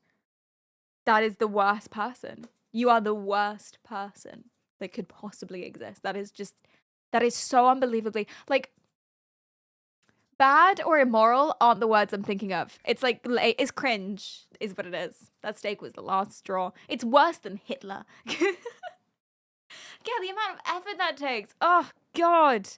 You're the sort of person that's just gonna, like, not have any friends when you're 75 and then crumple up in a basement somewhere and then yell at kids to get off your lawn and then yeah, it's petty and childish. Thank you. Those are good words. That's what I should have said to begin with. Just kick him in the balls like a real adult. Honestly, just throw the steak back. Just grab him, toss him in a river. He can swim his way back out. It's fun. That's what you do. You don't take a child to court. Juvenile jail. Their judges spent their dirty money 1,000 miles south from chilly Wilkes-Barre in Jupiter, Florida, an enclave for the rich and famous, near the homes of Tiger Woods and Celine Dion. Here at the Jupiter Marina and Yacht Club, an exclusive... They spent the money on a yacht club. To you guys asking the question, hey, but they already made 6 figures being judges. Why did they need to take bribes to lock up kids for no reason? So they could go to Celine Dion's yacht club. I wasn't really listening. It wasn't... Celine Dion lives somewhere in the area. I don't think she necessarily has to attend this particular yacht club, but she could. She could attend this particular yacht club. Hey, once in chat, if you would throw a child in prison and throw away the key to meet Celine Dion. I would. Near, far, wherever you are. Gated community, the judges partnered in a waterfront condo, now up for sale, worth more than $750,000. One of their cronies docked his 56-foot yacht, the Real Justice, here in Slip 50. Real Justice with 2 E's, get it? We like wanted to fishing. ask Judge Chivarella about all these charges. Yeah, they're gonna confront him. Oh. So we went to him. Ah, they're gonna confront him. Jim Avila from ABC News 2020. How are you doing? Good, thanks. Hang on, I'll call you back. You know, a lot of people are wondering how a man of such distinction like yourself could have gotten in so much trouble and drama. Sold these kids down the river. Well, let's stop right there. Didn't sell any kids down the river. I showed him in black and white. He's right. He didn't sell any kids down a river. He sold them down a country road. Different things. What the U.S. attorney had charged, that he sentenced kids for cash. It's not what you think it means. Go talk to the juvenile people in Luzerne County and you will understand what that means. This doesn't mean that you got improper money for placing juvenile offenders into PA childcare. Yes, that's what it says. We came to a plea agreement because we would never agree that that was improper. And that's why in the plea agreement, you don't see any of that language. I'm not pleading guilty to anything relative to cash for kids, embezzlement, extortion, quid pro quo. Absolutely not. You didn't take any time with these kids. The problem is you can't like legal speak him because he is a judge. So he'll be like, you know, he will catch. He has decades and decades of experience with legal speak. So He'll be like, no, because I love the way his argument wasn't, I didn't do that. His argument was, I would never have admitted to that with that phrasing because that would say that I'm guilty. I would never have written that part down or agreed that that was improper, because if I agreed that was improper, then it's admitting to this. So I didn't do that, obviously. So check your documents. Legal speak is the only way to speak. I think one of my neighbors is a lawyer, but I'm not sure. And then one of my neighbors is blind or deaf. And I can't remember if it's the same neighbors or if it's the like one of the other neighbors each. And if it is one of the each, I can't remember which one it is. So I just bang on both walls evenly at night and see what's up. But what it does mean, if I need a lawyer, I know just to like really knock really loudly on walls on one side, and if they don't hear me, then I know it's the other neighbor, probably, unless it's the same one. I don't remember. What do you mean, or? Lampholder, thanks for the follow. My sister-in-law is a lawyer, and she once did this with a visa officer. Oh dear. Oh no. My sister-in-law is a lawyer. She does tax evasion? Fraud. She does fraud.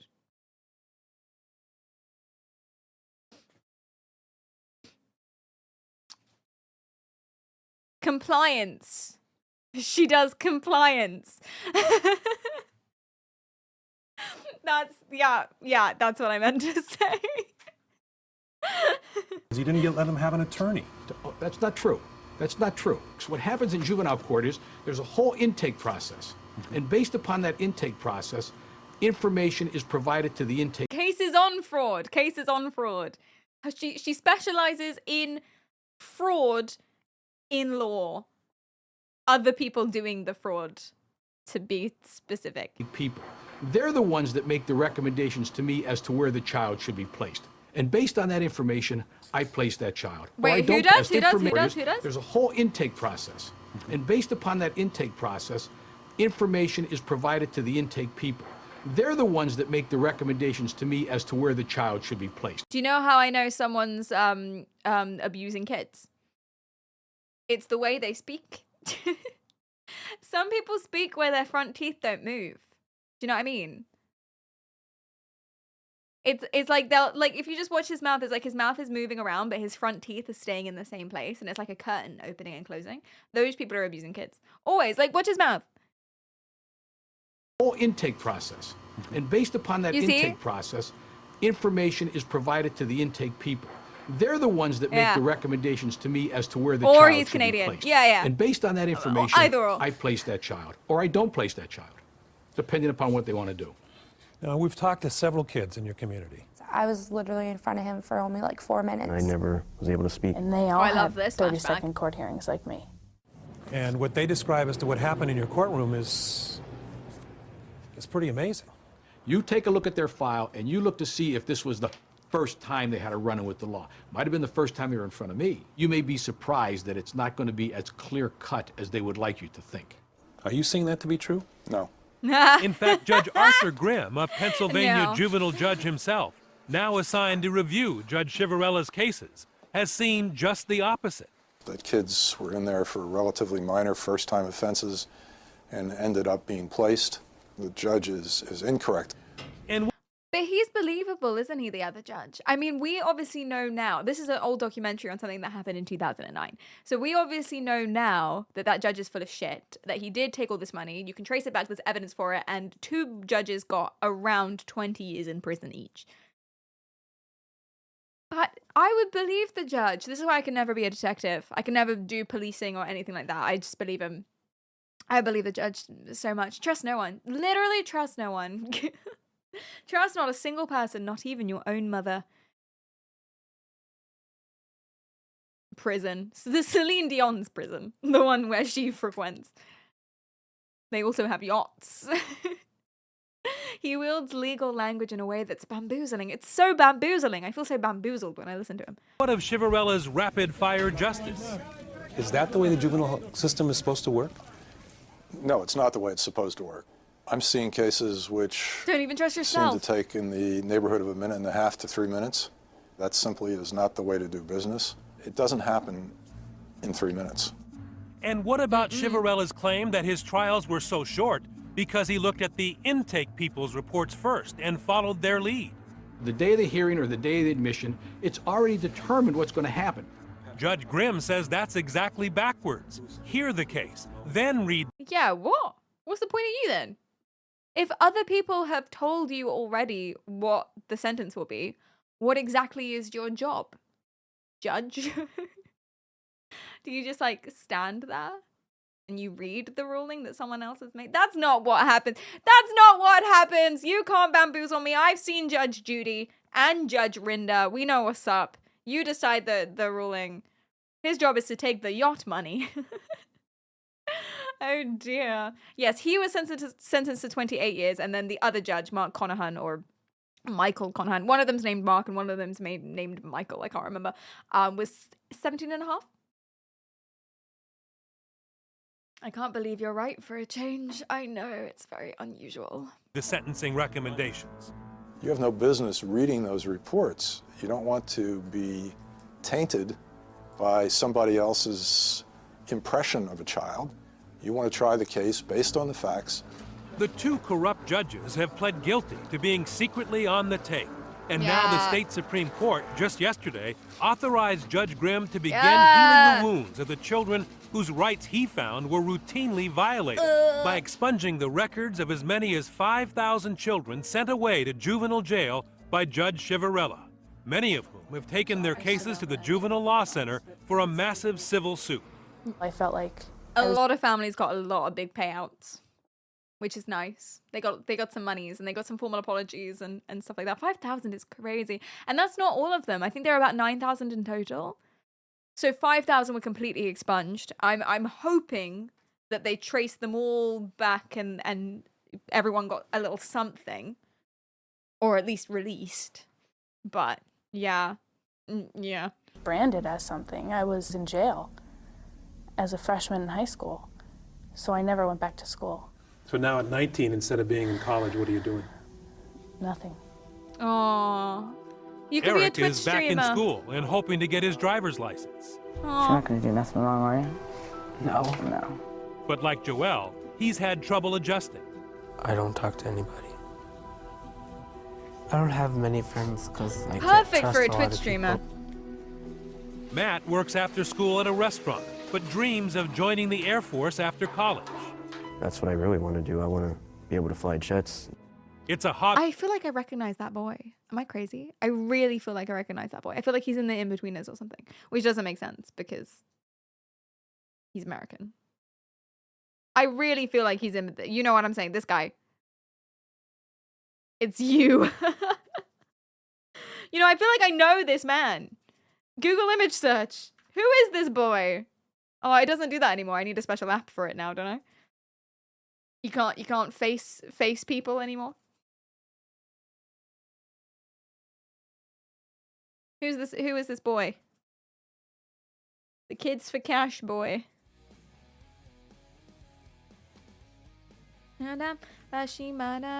Face search. Face Pim eyes. Alright, let's do that. Did he become like some kind of media sensation? The hockey player? Something? You gotta stop doing people because apparently it helps stalkers. Yeah, well that's good. I'm glad about that. I hate that I'm contributing to it, but here we are. It's for the love of the game. I'm human.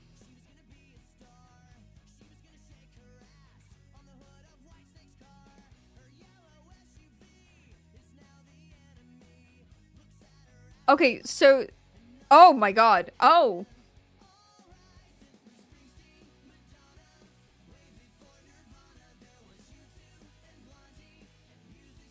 It's just all porn stars. Well, that's not where I recognize him from. So that a lot of porn stars. I don't think that's why I recognize this man. That doesn't make sense. So let's just move on. Be able to fly jets. It's a hobby that takes him away from the troubled memory of jail. He didn't have a lot of options. It's not. And that helped a lot because when I'm flying the planes, I'm in control of everything. Nothing else matters. He's a pilot. Still, it's not the same Matt guy. fears his It's not the same conviction guy. May keep him out of the Air Force. As for Jamie's dream, Right now I'm still in high school. I graduate this year, and I want to study criminal justice. Oh, that's nice. and just recently, Jamie picked up her college application. Yeah. Good luck to you, Jamie. So you're going to study criminal justice in hopes of improving the system. It's a good. It's all good. I've seen a Happy lot of bad story. stuff happen. It makes me really question people who we're supposed to trust. I don't want it to ever happen again. We've seen corruption cases around the country in every state. What's different about this case that concerns Kids. you? Lots of kids. Kids. Yeah. Oh. Yeah. Sorry, I was joking. I thought he would say something more insightful.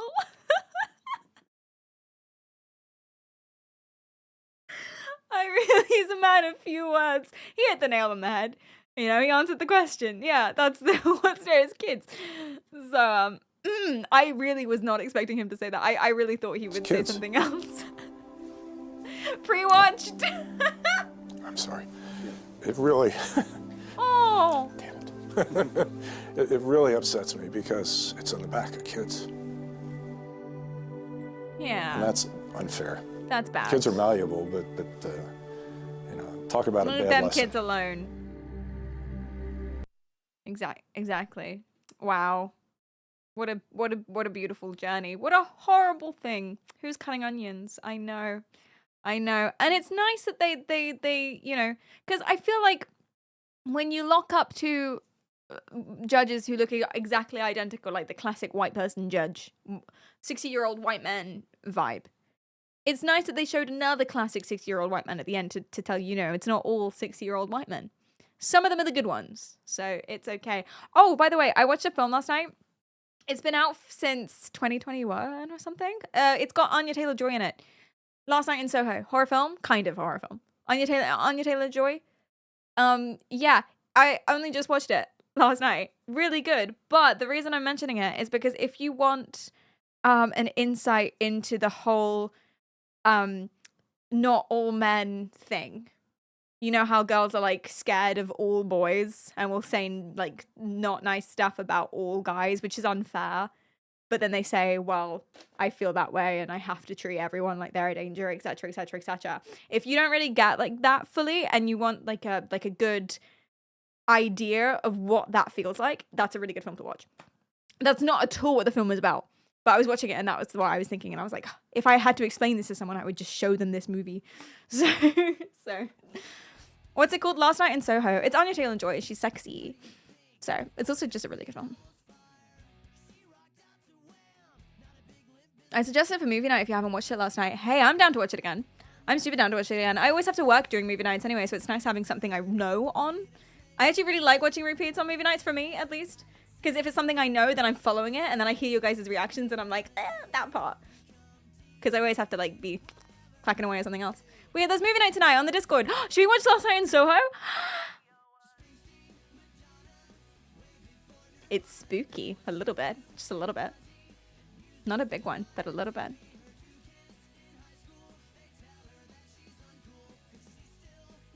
Lots of hot people. Anyway, okay. But that's Kids for Cash. Do you guys want to know about some Instagram drama that I've been digging through? It is messy. It is the messiest thing I've ever seen. I'm just going to throw you straight into an Instagram account. And then I'll throw you into 2 other Instagram accounts that are about this Instagram account and then describe how messy it is so you can see how messy it is. But I've spent so long going through each one of these posts, each one of these accounts, and then also, going through articles and summarizing things and putting things in different orders to try and figure out sort of what the fuck is going on. And I think I have it down, roughly. And I think you're going to like it. Now, something I have to remind you before we get started is that the kid in question is fine.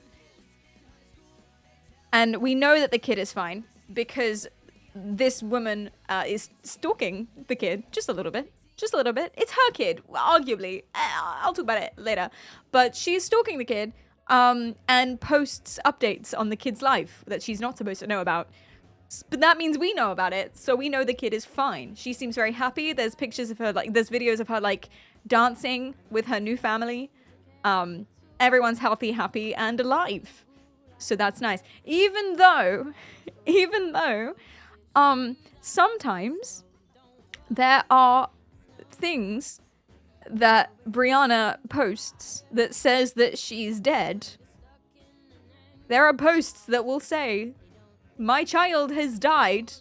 She means metaphorically, I've realized. And she's actually okay. So let me start from the beginning. Context, exactly. Let me start you from the beginning. This is Brianna. Brianna adopted a child in 2019 from birth, she says. Every single thing in this is allegedly, and I'll tell you why in a little bit. Every single thing. She adopted a child in 2019. When the child was about 4 years old, there were 29 separate reports to Child Protective Services about her. So, like, various things like neglect or some really extreme, very serious accusations and stuff.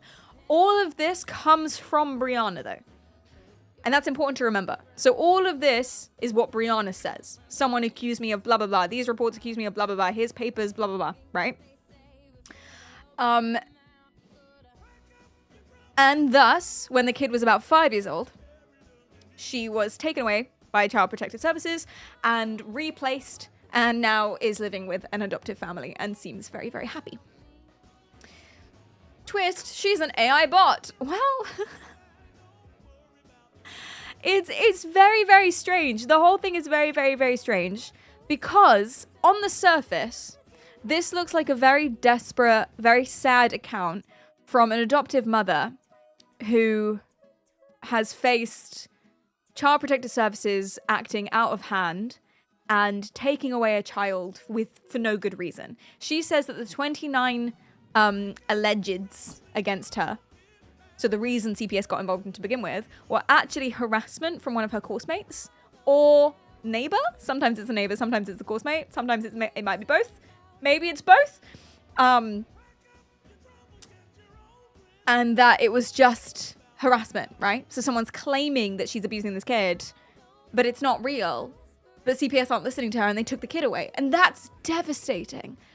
That would be absolutely horrifying and devastating. And unfortunately, sometimes stuff like that does happen. Like, CPS aren't always perfect and they do sometimes make the wrong call. But interesting. Anyway, so that's what it is on the surface. And so because of that, that's why it's listed here as a non-profit organization, this account. There's lots of different ones. It's called Justice for Journey. Journey's the name of the daughter. Bring her back. Bring Journey home. Change.org. There's lots of different comments. Her comment sections on some of these posts that are pretty huge are so full of people in support of her. There are websites specifically. Please tell me I put this down. Did I put this down somewhere? Oh my god, I didn't. So silly. There are full websites that are dedicated to bringing CPS down, etc., because of Brianna, for example, as a case study of them overacting. And that's what it is on the surface. But if you type into Instagram the name of the daughter, other accounts come up by a different person, probably. Again, it's all allegedly. And this account is basically dedicated to telling us that Brianna is lying and that actually she is what they say she is, and the daughter needed to leave. The daughter needed to be taken away. So you've got basically two people going head to head about it, and then you've got another account which is the same as this account that does what they call lives. I don't know if they actually live stream or if they just post these, or both. But they're always blurred out and always whispered. And the reason why that's important, I'll come back to the reason why it's important that they're blurred out and whispered. But it's all about saying how Brianna's terrible, this is all a facade, etc., etc., etc. And this person's saying, no, my daughter was taken away for no reason. And it's all incredibly messy. But I think I've got to the bottom of it. And I will give it to you. You're so welcome. 29 alligators is crazy. That's a lot. That's a lot of alligators. Really, really pretty rough. Okay, so let's start from the beginning, shall we? Texas. Meet Brianna. She's a woman. Texas. She studies at Arlington to do social work. So she's studying to become a social worker. There is a girl, a woman, who's also on the same course to be a social worker. For some reason, doesn't like Brianna. So, when Brianna adopts Journey in 2019, or she adopts it in 2016, actually, and then stuff happens in 2019, this person on the course, for whatever reason, starts harassing Brianna and is a total asshole and starts saying things like, she's abusing the kid or she's neglecting the kid and blah, blah, blah, blah, blah, blah, blah. And this is like, this is really awful. So 2019, 29 malicious reports hit Child Protective Services. They come round. I won't go into what the reports actually say because it's quite like not nice, but that's what they are. I can't find any evidence that the allegations were substantiated, but I can't also find any on the other side either. Jenny with an I. To be fair, Jenny with an I is a better name than Jenny with an EY, don't you think? Because otherwise it's just like a word. Surely.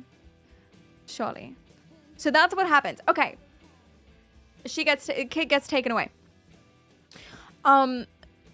So Brianna starts campaigning to get her kid back because it was all just rumors. She didn't actually do anything wrong.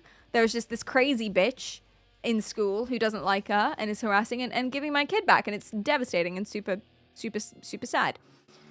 She starts talking about the woman whose name she says is Cynthia Barboza.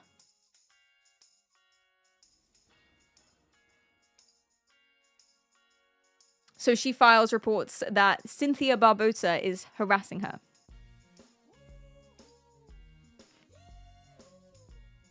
Nothing is ever done about that. Yeah, like Captain Barboza, exactly. Nothing is ever done about that. And that's incredibly frustrating. The kid goes away. She's told she's not allowed to have any legal rights to her anymore. She doesn't see her anymore. And then sometimes she'll find updates of the child and then she'll post them to his Instagram account. Like this. Battle, so I will be asking the kids their favorite dance move. Show me your favorite dance move.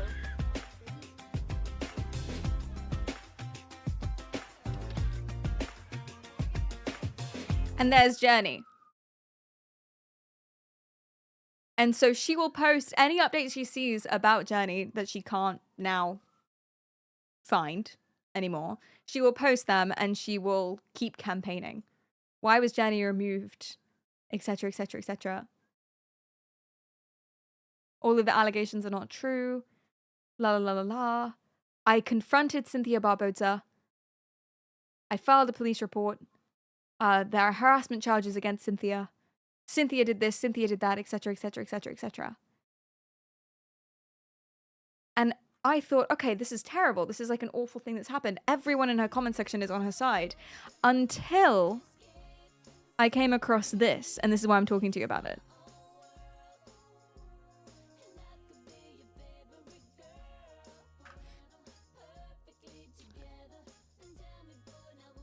I'm just going to read you what the caption is. Imagine calling in false reports from your neighbor, then playing victim. That's exactly what Cynthia Barboza did years ago. It's 2025 now, and the very people she messaged knew what she did was wrong and let me know that they didn't support all her lies. It's sad how the entire university allowed her to carry on with her lies and then say that she doesn't exist.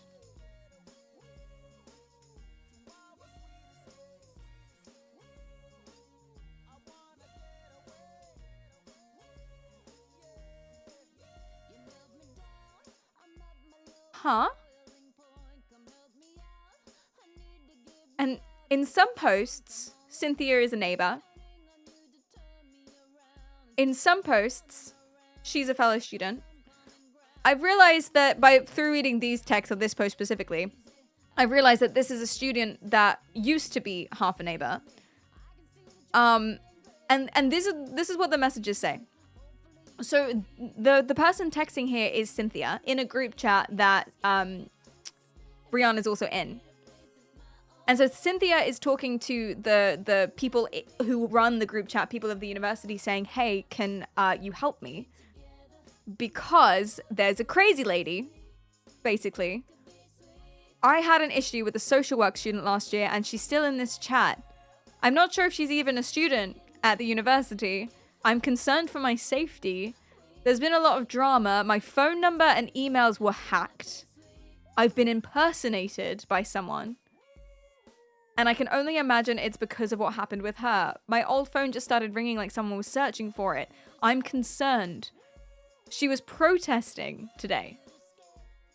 Could you make sure that the members of this chat are active UTA students? I've blocked her from everywhere else, but I can't block her on this app. She's made Facebook Live videos as me as recent as this month, talking about how her neighbor, me, did XYZ. We used to be next door neighbors, but then she was kicked out because she started harassing me last summer.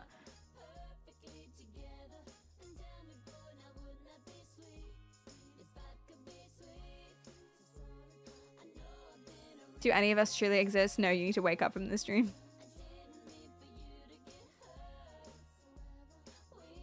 So a lot of people in the comments were saying your neighbor was obsessed with you and didn't want you and your daughter to be happy because of jealousy. This lady is gonna reap exactly what she sows. God sees everything, etc., etc., etc.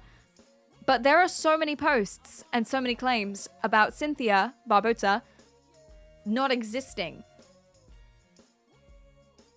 And when I search for this case, I can't find anything on a Cynthia Barbosa. No harassment charges, no filings. I mean, maybe that information is just hard to find.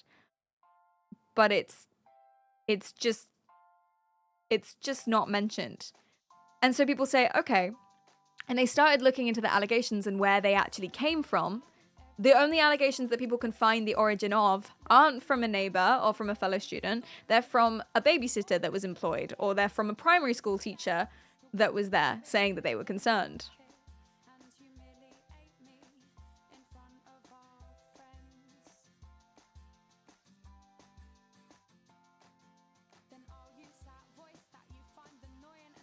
It's all very, very weird.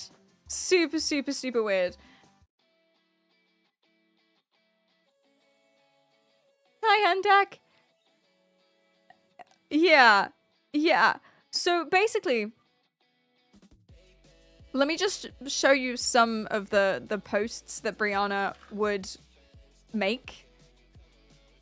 She's doing it from the perspective of the child. This is me at 5 years old in 2021, taken away from my parents. And she says here, termination of parental rights is a death sentence. The kid, Jenny's fine. Jenny's completely fine. So she's implying that Jenny's dead here, I think.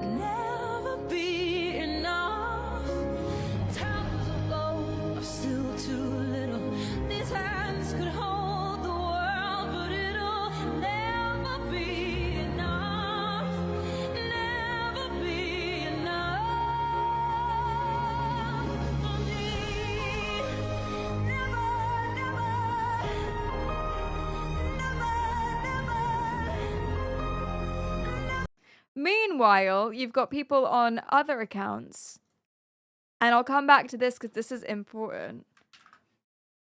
You've got people on other accounts who are basically saying that she's made the whole thing up, and that all of the allegations against her, they're not necessarily true, but they're not necessarily from the right people. Grace! What? Grace!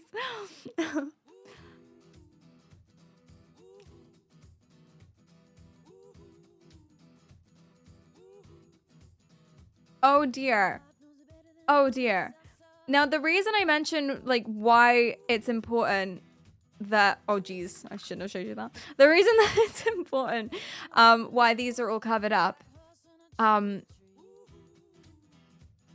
is because one of the big allegations, and it was published in a news article, one of the big allegations against Brianna was that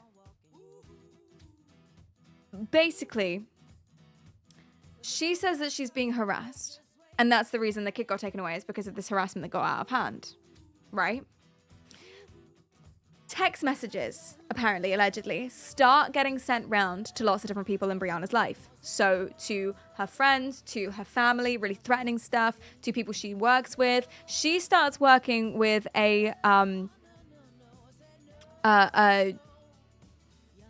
organization, like a non-profit organization that helps with people who are being kidnapped or trafficked or stuff like that. And those people that she started working with start getting these threatening text messages as well. So basically everyone in Brianna's life is getting harassed by this person and who's the cause of her getting her kid taken away.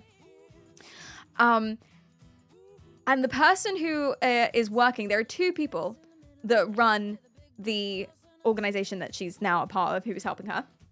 One person's very public and open, her phone's everywhere. So when she starts getting harassed, she doesn't think anything of it. They believe Brianna. The second person is super, super, super, super private. Does not share that phone number with anyone, except the people she's directly working with. So they start thinking that's a little bit weird. They start looking into a lot of the stuff that Brianna's been saying. Can't find a lot of things. They start tracing things back. There's another investigation. Family members come forward, and apparently Brianna has a tendency to allegedly send messages herself. Magenta, thank you so much for the sub. Thank you, thank you, thank you, thank you. So she might be accusing herself of various different things, harassing other people, and so eventually they're pretty confident that Brianna is the one who is harassing through threatening text messages the people in her life trying to help her. Which is very, very, very, very odd. Now, I don't know if it's a Munchausen type thing. I also don't know if it's true. Like, it's all alleged, right? I don't know if it's a Munchausen type thing. But it's very, very strange. It could just be, if it is true, if she is doing that, it could just be she wants people to believe her really desperately. So she is adding fuel to the fire. But then again, no one can find Cynthia.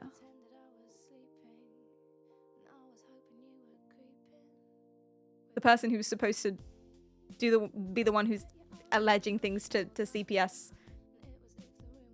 in the beginning. And now there's this big account, well, not big account, but there are these accounts that are dedicated to calling her out on stuff and saying that the case CPS is not corrupted in this scenario and Brianna's wrong and we need to know, people need to know that Brianna's actually like a child abuser, etc. But she hides her face and her voice.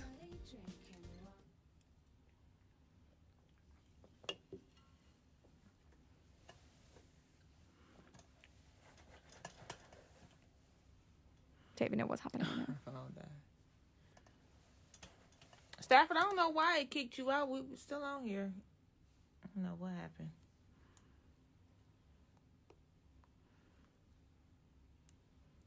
And it's really, really, this whole thing is really, really, really weird because it's a really toxic account. This is like a hate account. This is a Brianna hate account. A lot of them are like just being mean, supersized bully. Like they're bullying Brianna, basically. It's very weird. You don't want us to bring popcorn. So, basically, there was a bunch of trials in 2021. She had some increased visitation. Eventually, a judge ruled that she was to have her parental rights completely terminated. There's a 67-page form that explains all the reason why and affirms that termination, including concerns from a babysitter, daycare staff, family service staff, doctors, and a neighbor. but not the same neighbor.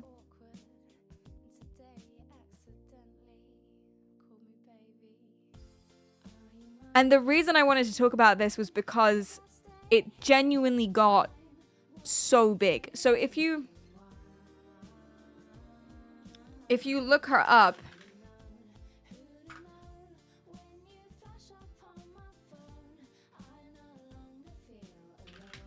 there are 2 articles, and then they had to, well, there's 1 article, and then they had to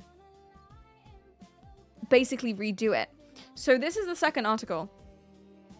The Dallas Observer posted, I don't know how reputable the Dallas Observer is. I don't know. Does anyone know? I'm not American. But the first one was basically in support of Brianna, talking about how this person, says that they're being harassed and they didn't check these claims properly and they've just taken this kid and how awful is this and we need to look into this like corruption and stuff. But more recently, or about a year after the first one was published, they then posted this, which reads, Brianna Balcom says CPS unfairly took a child. Her former supporters no longer believe her. And it goes through all of the suspicious stuff and how actually she's been caught out lying and blah, blah, blah, blah, blah, blah, blah, blah. And it's very, very, very, very, very confusing. That's a lot of people. That's a lot of people. Yeah. I don't know if she's doing it for clout. I think she's genuinely in a lot of pain. This could all be one big conspiracy as well. So, who could say? But she has gotten in trouble for lots of different things. So the Parkers are basically the judges and the judge's family. And so she was basically posting things saying that they stole my child. The Parker, Tonya Parker stole my child. Tonya Parker, blah, blah, blah, blah, blah, blah, blah, blah. And she had to post this to be like, I'm sorry. I didn't mean that. That's not. They didn't take my child.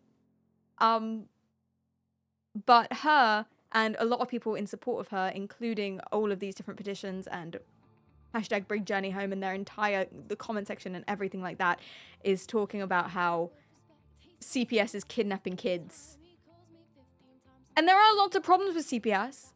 There are lots of problems. There are social workers that suck at their job, and there have been cases where they haven't done enough investigating and they've just taken a kid that didn't need to be taken.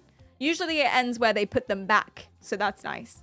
But still, I would argue that the biggest problem with Child Protective Services worldwide isn't that, though. I think that's quite a rare thing. It's quite an anomaly. Usually what happens with Child Protective Services, and I'm not an expert in this, so do fact check me, is that they don't investigate enough and it gets let go. It's not that they take kids too preemptively, it's that they don't take kids when they should. Is usually what's wrong.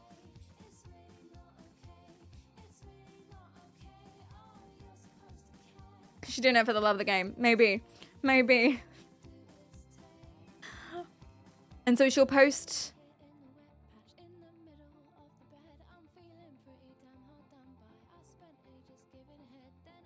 Yeah, I think you get it. I'm going to...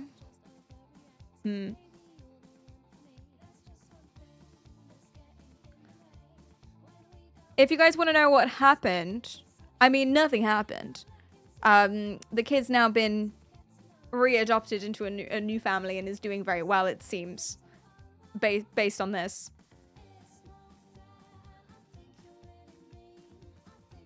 And the reason I know this is because she posted it. But arguably, she could be getting in trouble for stalking.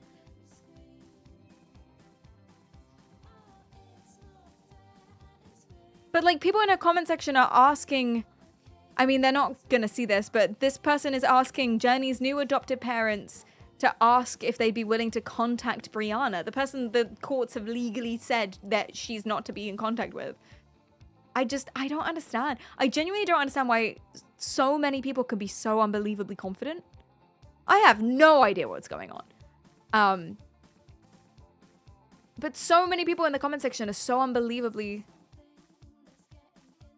confident.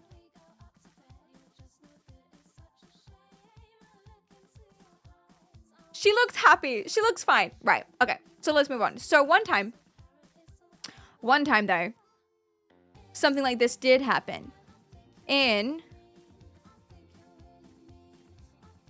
Kentucky. Are you ready? Story time. Story over logic. Yeah, that's true. That is true.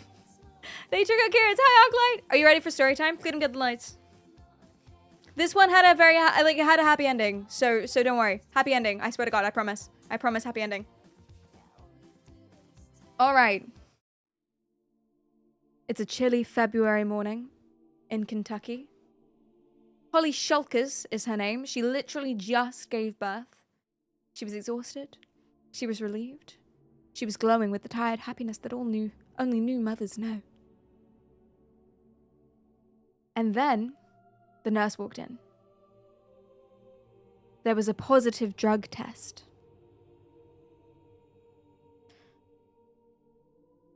AKA, Holly's body had flagged up for taking opioids. Criminal ones, etc.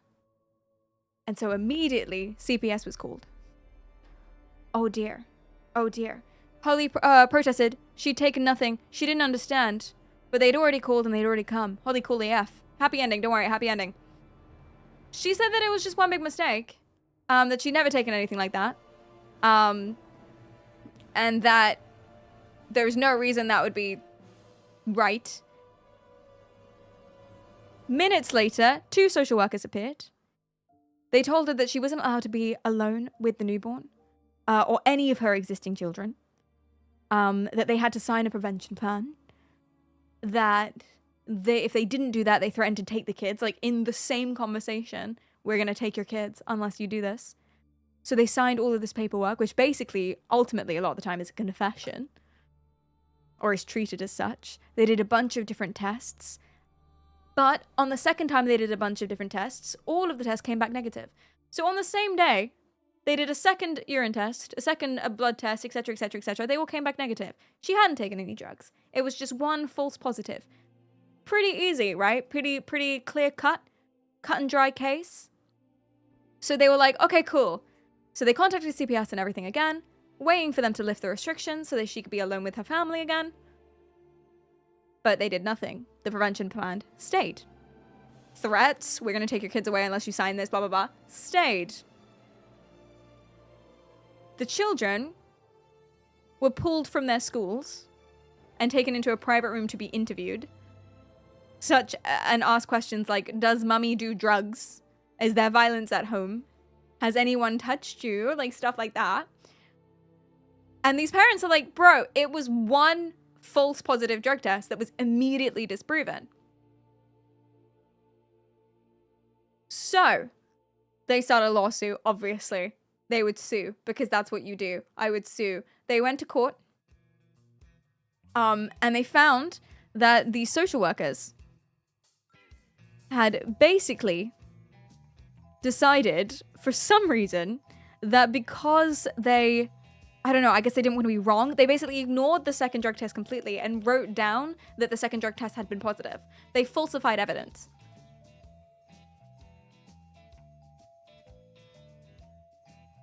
And they said they had lots of reasons to suspect. And listed all these reasons that were not there, that were not real. And it all came out in court. And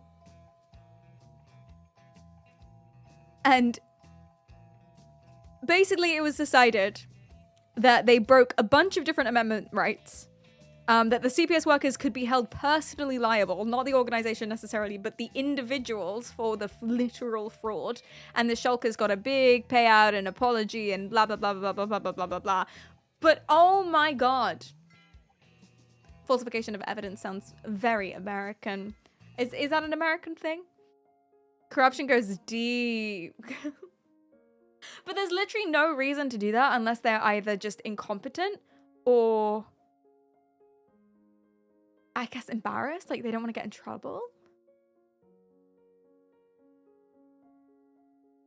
I don't know. Is that what it would be? Like, if you get something wrong at work, what do you do? Anyone's question. Yeah, like pride. They didn't get the lights. If you get something wrong, like if you make a mistake at work, do you just like double down? I guess you do. But it kind of sucks when your job's quite important. You should really not double down. You should just be like, yeah, okay, you're fine. Sorry.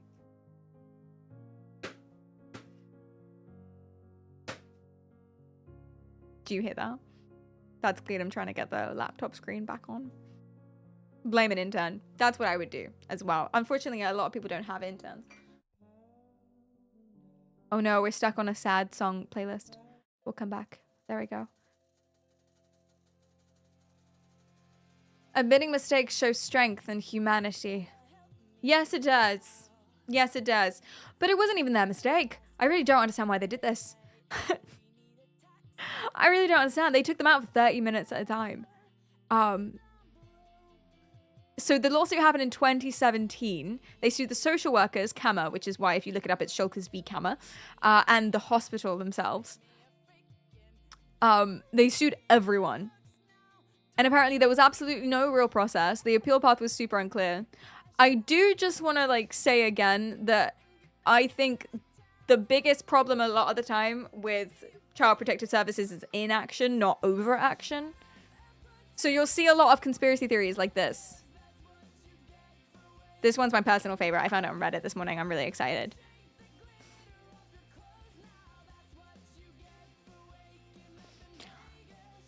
I thoroughly believe that the real reason that America has a child protective force, 2 of them, in fact, is because they're involved in some child organ DNA trafficking ring.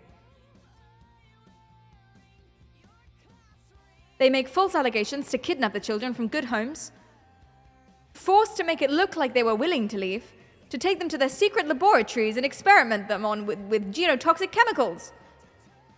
They take the DNA from the children, they sort it into liquid testing tubes, they harvest the organs, they dispose of the bodies in their basements where reptilians who couldn't and or didn't know how to control their shape-shifting eat said bodies, and then later use the DNA and organs by combining it all into one big giant liquid tank with lots of mutagen, the same stuff that causes albinism. And amino acids, as it all combines into one big albino monstrosity, something of a super predator, and then the Department of Homeland Security is paid off by CPS to assassinate anyone who pushes out correct information such as this. Then they clone the children they take to experiment on and replace the original children with the clones. That's why the children come back with different personalities, and then they chip the clones in the brain as well to keep tabs on them. That chip is an improvised explosive that literally destroys the functionality of the brain by emitting a very high frequency wavelength that destroys the brain when it's activated. And that's why usually loud and talkative children who they take for their desires come back so quiet and silent, because actually it's a clone, and if the clone talks about anything that actually happened once the original child was gone, then CPS can activate the chip, causing it to emit the dangerous wavelength frequency, destroying the brain's functionality and killing the clone, thus keeping the secret, while DHS assassinates anyone who was there to witness the clone's death. Why do you think they're called the Department of Homeland Security? Obviously, the security that they provide is just make sure nobody knows about or sees into the Child Protective Services experimentations, the clonings, and the abominations. Why would they have entire buildings dedicated to CPS? Why not just take children to orphanages or foster homes? Because they're creating monsters and slave drones out of innocent children.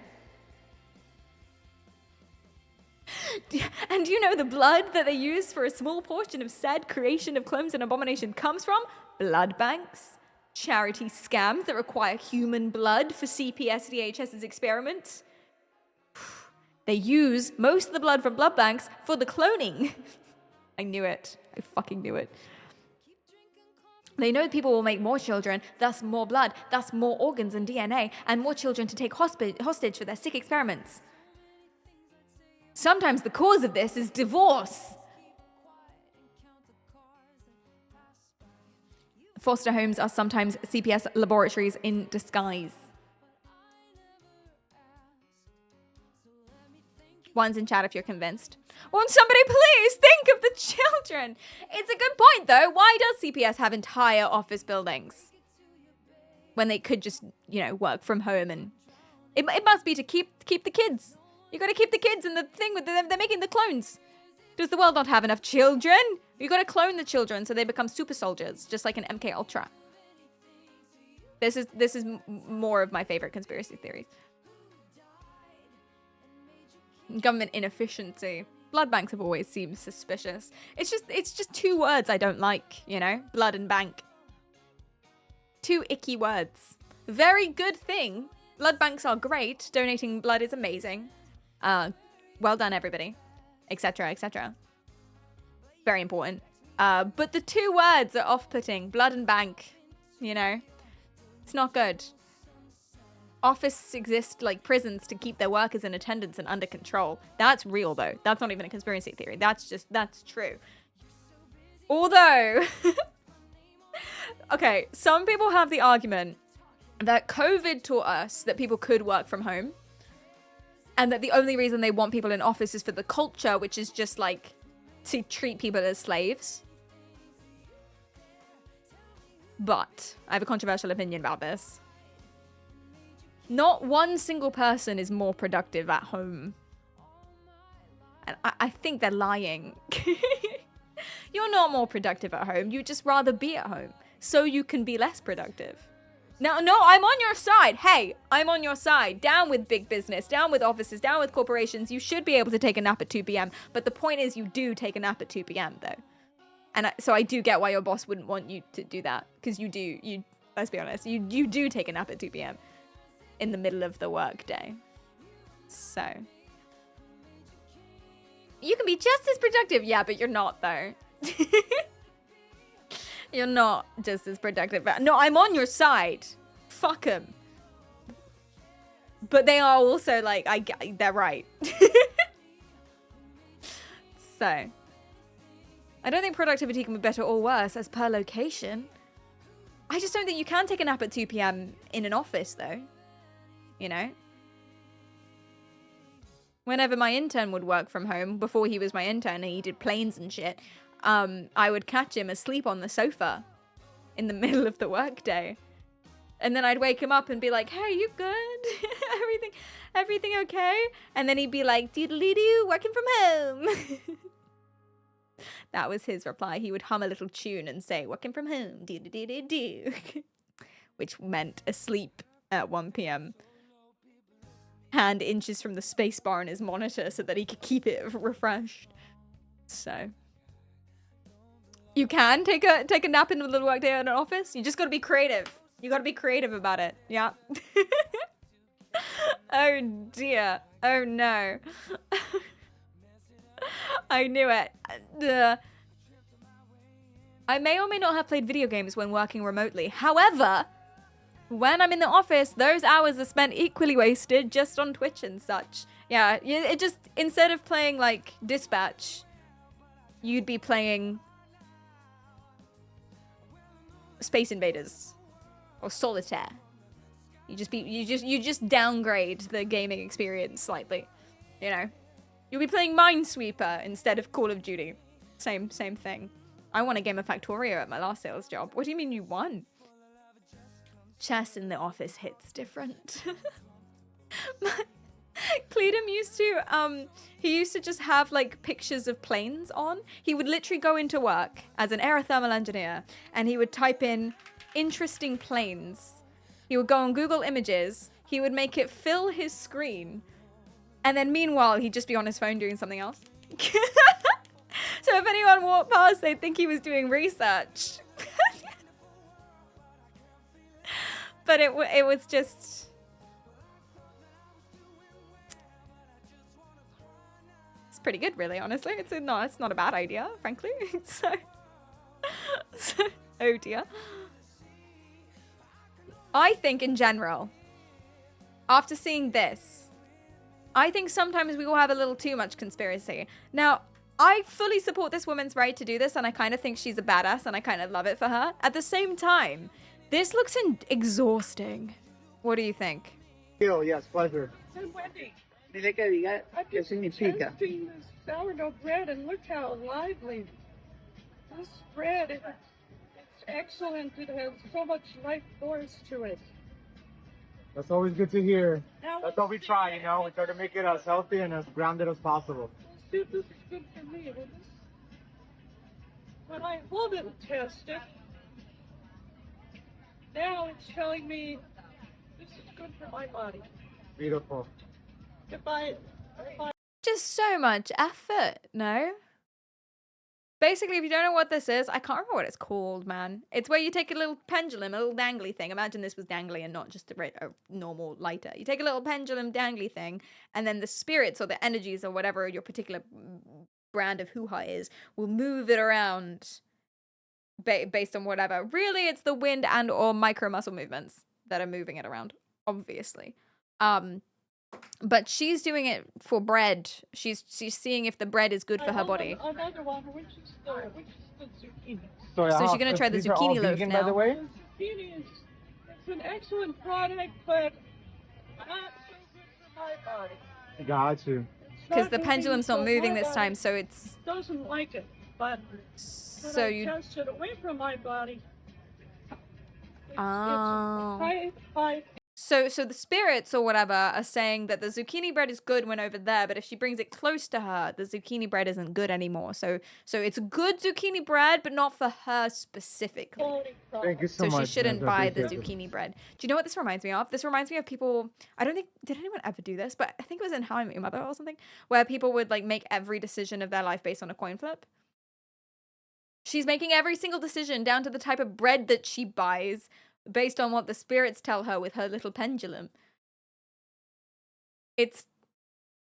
I don't understand. She's just repulsed by the thought of zucchini bread, but she didn't want to offend them, I guess. But she asked for the zucchini herself. She didn't have to ask for the zucchini. He was like, no, no. Are we going to ignore her arm moving it? Sam, what do you mean? It's the spirits. What are you saying? I also would argue that potentially this is another form of delululali, but you tell me what you think. Milk in their coffee. I think that they're broke. Any grown man that does not drink black coffee is broke. You want an oat milk latte? You're definitely broke. The real men, they are always going for the espresso. Anything else other than that, you need to get your money up. Do you know how expensive an oat milk latte is? If I didn't have money for a coffee, I'd get an espresso. It's the cheapest one. Obviously. Oh, hi there. Can I get a small oat chai latte, please? Let's Can I have go. a shot of espresso in that as well, please? And that's everything. Thank you so much. Perfect. Just around this is 5:15 for you. Cool. Perfect. Cool. Thank you so much. Have a good day. Thank you. Real men don't give a shit about what other men think makes a real man. Cheers. That's delicious. It is delicious.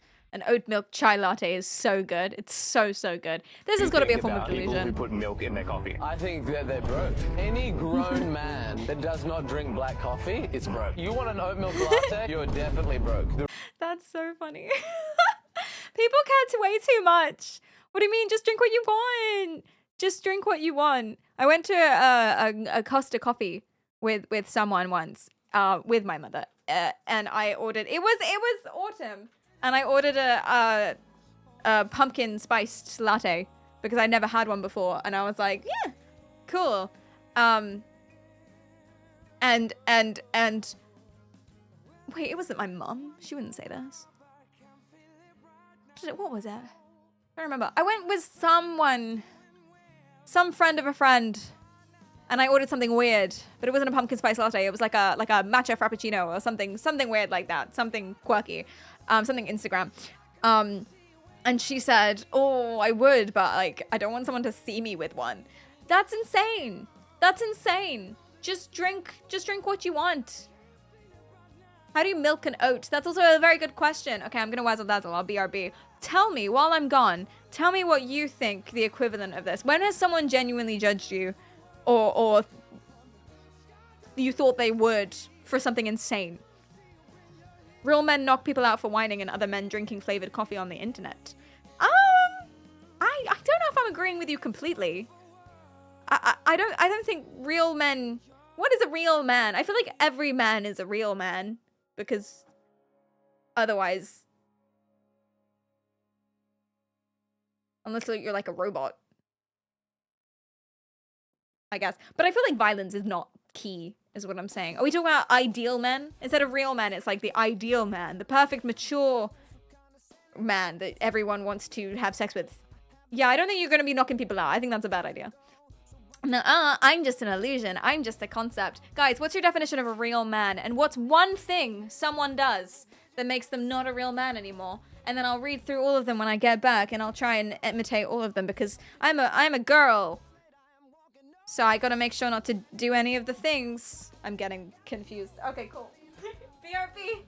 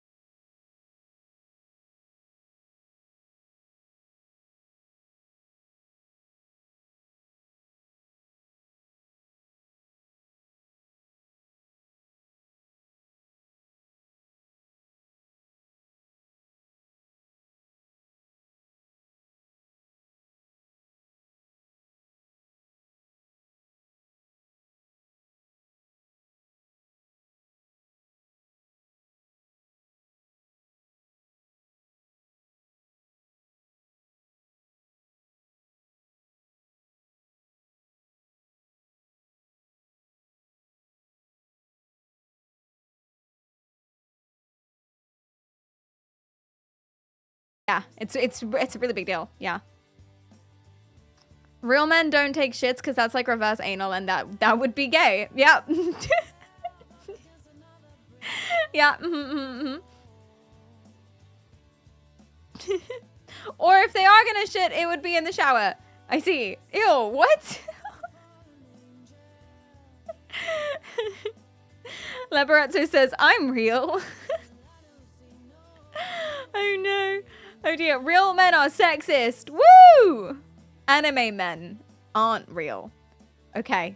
That's disappointing. I can think of nothing more manly than having sex with other men. That's true. It's also like it's appreciation as well. I watched a reel on the male gaze today. Gaze, not Gays.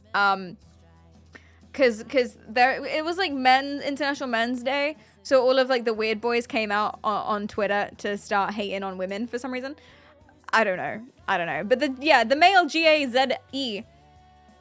And so there was a boy that was ranting about how women are so shallow, etc., etc., etc., because look at all of the men in movies and how they all have rippling muscles, but no one cares about male beauty standards being too high. And that is a real thing. Beauty standards are suck for everybody, for every single one. If you don't have rippling muscles, you're still worthwhile and you still can be pretty. And just look at Timothée Chalamet, okay? It's gonna be fine. But anyway, And the guy in the reel was just talking about how actually the whole like dense rippling muscle thing, historically speaking, if you track it through media, is for the boys. It's the boys that care about the big muscle boys, really. The boys who do the muscles care about other men with the muscles. It's not really anything to do with me. I thought it was just me. Apparently, like, in general, capital letters in general, apparently the most common type for women to like in boys, men, is sweet, lanky thing. Apparently.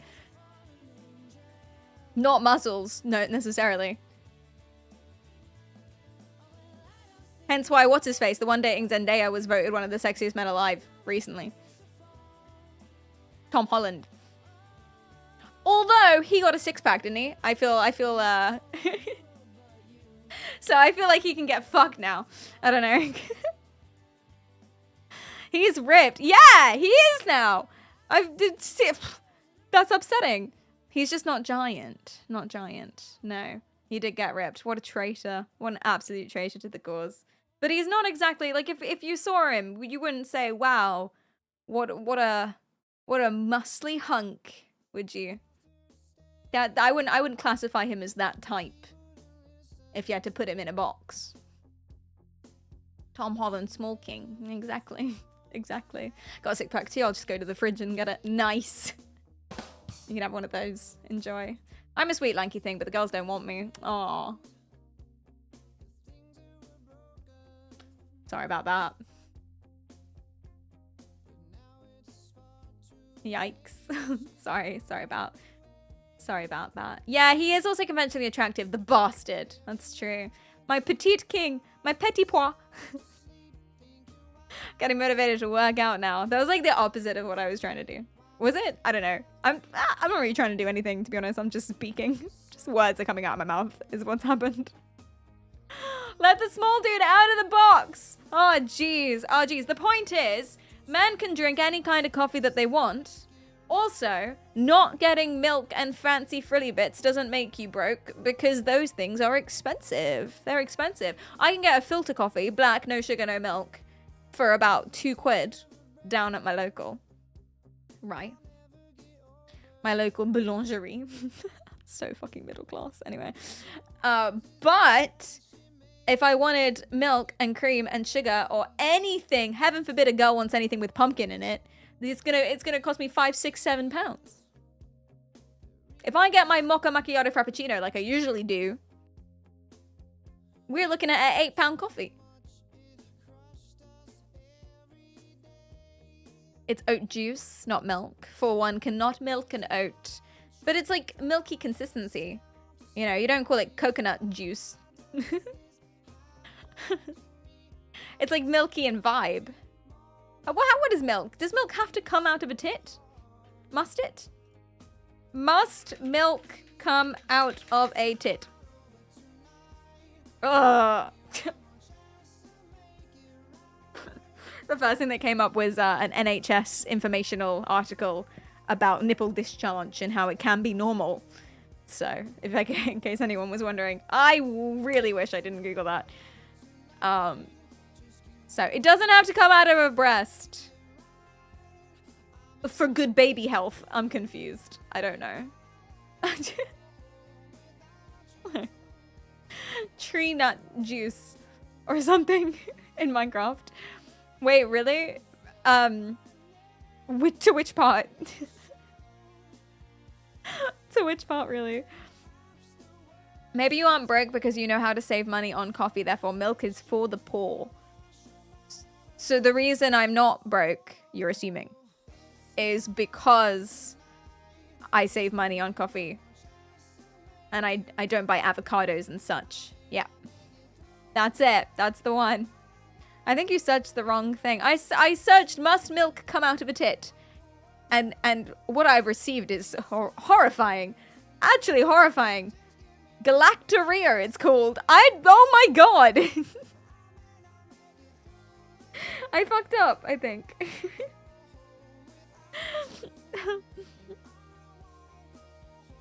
I think things can be milky consistency and be called milk, and I think that's okay.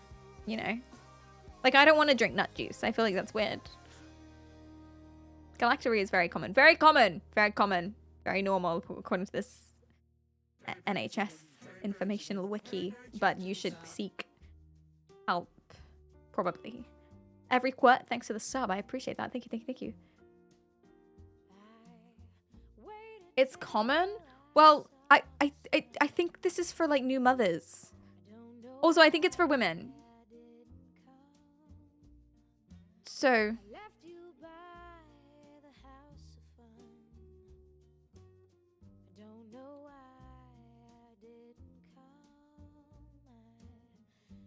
Oh, wait, not necessarily.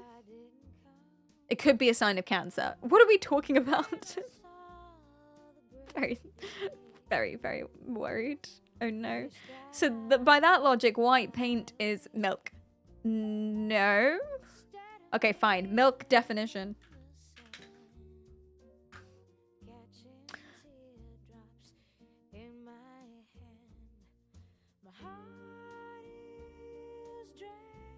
The white juice of certain plants is also an acceptable definition of milk. So it's gonna be a white juice, basically. If it's not white, then it's not milk. Basically, it is the vibe. Pigeons produce milk. I assume most things do. No? I thought birds produce. Do they? Wait. Birds don't, because baby birding. That's how they feed their young. You know? It's pretty racist. It is. I didn't make the rules. It's just the society we live in. I can't help it. Garuna, you did not need to ask, and we were all thinking it. Oh boy. Chocolate milk is not white. No, but that's because they added chocolate. It was white. Birds don't do that. It's only mammals, but pigeons are exceptions.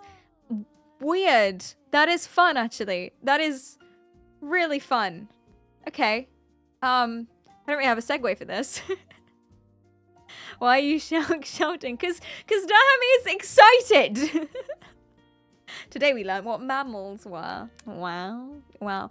I have no segue. I think you probably shouldn't be a parent. Here are some other people who shouldn't be parents. Is that a good one? I don't know how this links. It did link. It made so much sense before, but now it kind of comes out of left field. Anyway, I saw this on Reddit today. Enjoy. It's a rough one. No one likes this couple online, not because of statements like this that they make, but people don't like this couple online because he's 41 and she's... No, he was 41 when they met, and she was 19 when they met. And now they've started posting like this, and people think that it's rage bait, but it's still weird. So the caption is as thus: when they say don't marry a black girl because your kid will be dark. We're throwing us in the deep end here. Help. Help.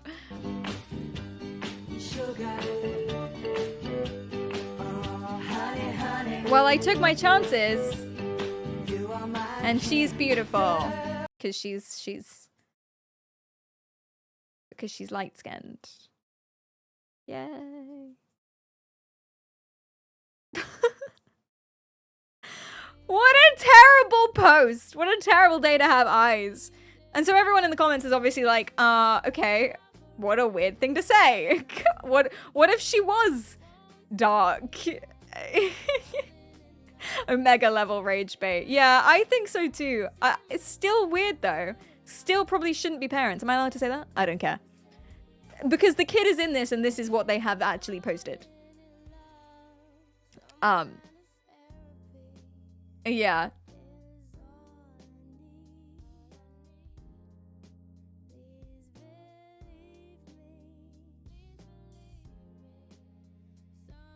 So apparently, and this is just what I'm gathering from live streams, but they tend to rage bait, so who knows what's true. Apparently, oh, this one's brand new. This one wasn't here when I first looked at this. Anyway, this morning. Apparently, he was 41 with a family and a child who was 19. And then he met another 19-year-old, the same age as his daughter, and then left his family for the 19-year-old,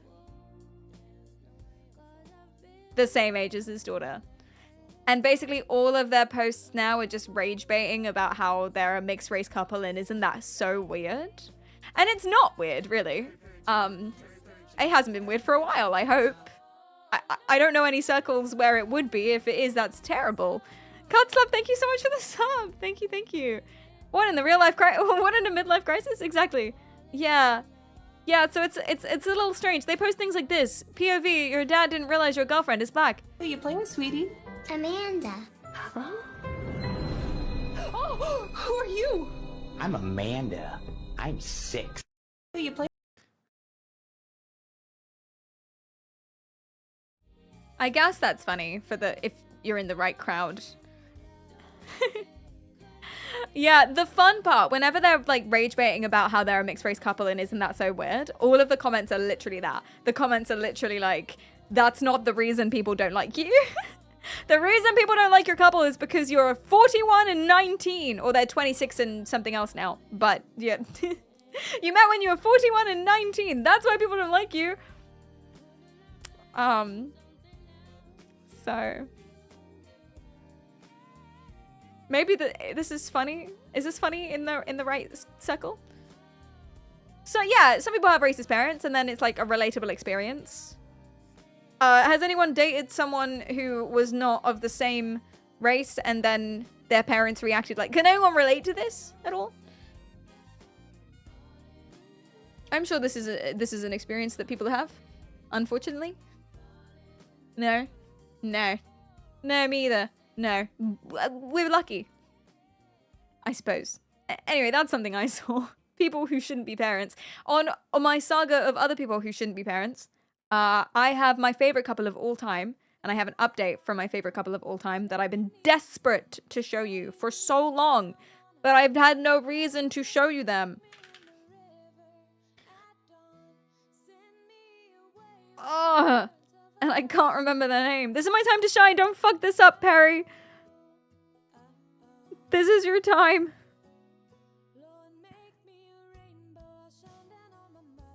No, I'm safe with you. Found it.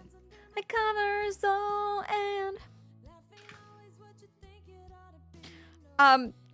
Now do tell me if I have shown you this, because maybe I have actually. But I've been desperate. Basically, on a previous stream, I talked about people who are just mean to their husbands for no reason on social media. And in that stream, this came up. These people. There's an update. We're back again. Welcome back. There's an update. This is Mr. and Mrs. Takamori. And basically, her entire account is talking about how she hates her husband. Pretty much. POV, your husband asks you to calm down, but he's the reason you're stressed out.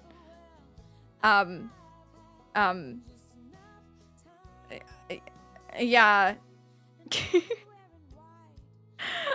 There's one in particular that I showed you. Oh yeah, the person you love most is also the one who triggers you the most. That's how love works. I don't think that it is. I don't think she has any qualifications here, to be fair. She doesn't. She doesn't have any qualifications here, or any accreditation to be speaking on any of this, by the way. Same sort of genre, same trend. The caption was different. She said that if love was a choice, she wouldn't have married him.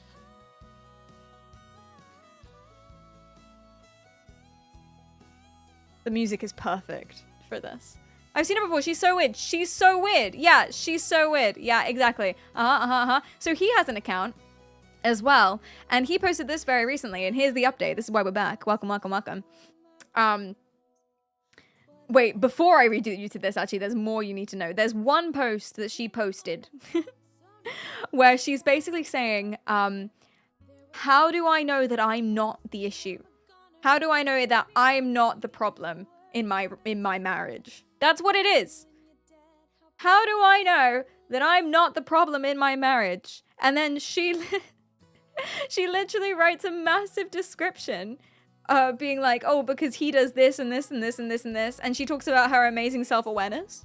Genuinely. Her amazing self-awareness is the reason why she knows that she's not the issue in the marriage, and he is.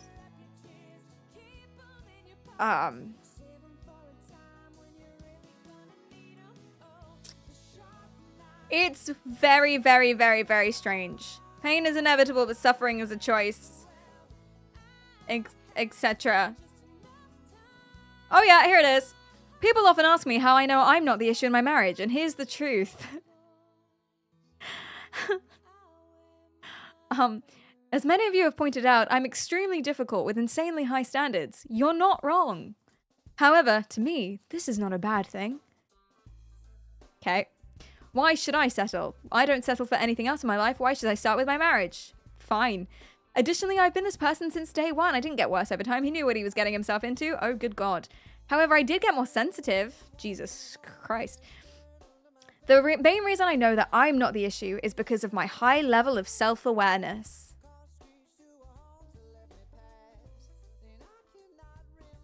So she talks about all like the work she does with the meditation and working on her shadow and reflections and such.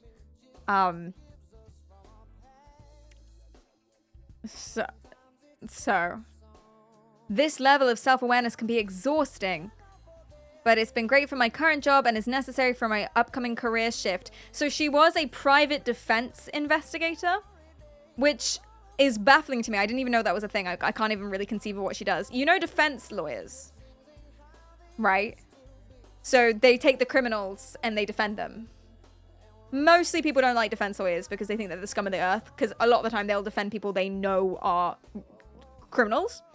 Because you don't get to pick who you defend, usually. Right? She is that, but a private investigator.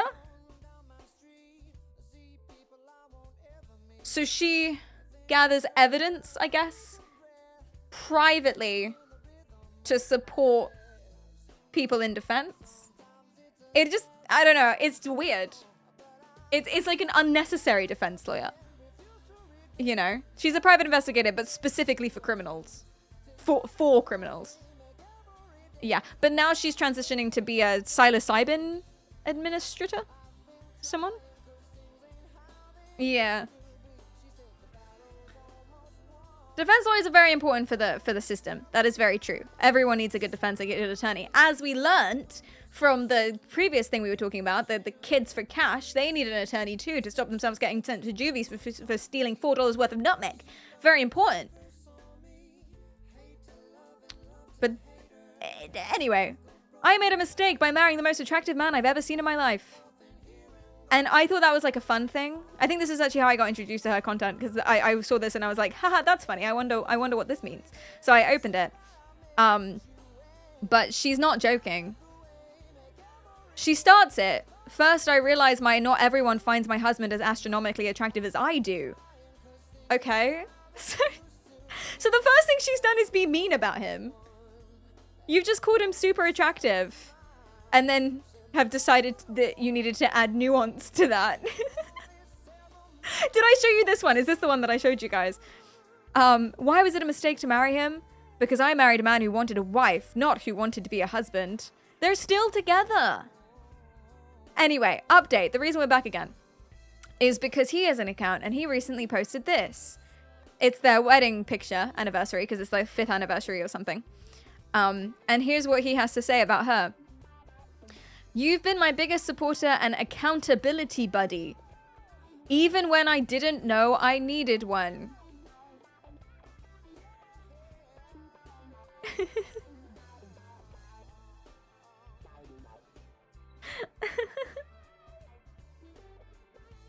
What do you mean? What do you mean even when you didn't?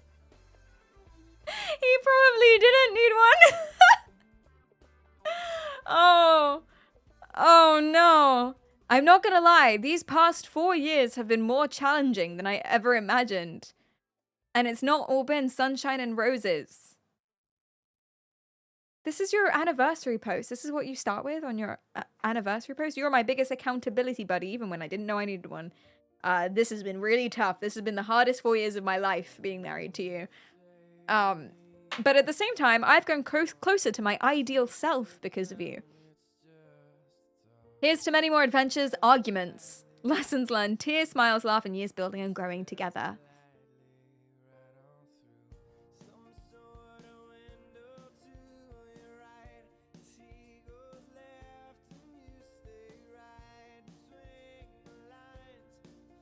We must intervene. I'm just really confused. I'm so confused. And if you go on his account, because I've been doing some digging, first of all, one thing sticks out to me. Followed by divorced dad 83. What the hell? How the hell? You're not depressed, you just need a new loving gym partner. How is he everywhere? I don't understand. Okay, that's just one thing that I noticed. Second of all, all of the comments on his post are actually like concerned about him, I think. I think a lot of men want to be there for their women. They just don't know how. So they don't know how to be there for themselves. Right. So I guess the goal is ultimately to help men be there for themselves so that they can be there better for their partners. I mean, that's my goal. I think I don't really know why this was like a whole... It's like fine. It's like a normal clip. People did not like this clip. They did not like this clip. How do they do the captions? It's an automatic thing. I think CapCut has it. You can just add them on. Yeah, they're auto-generated.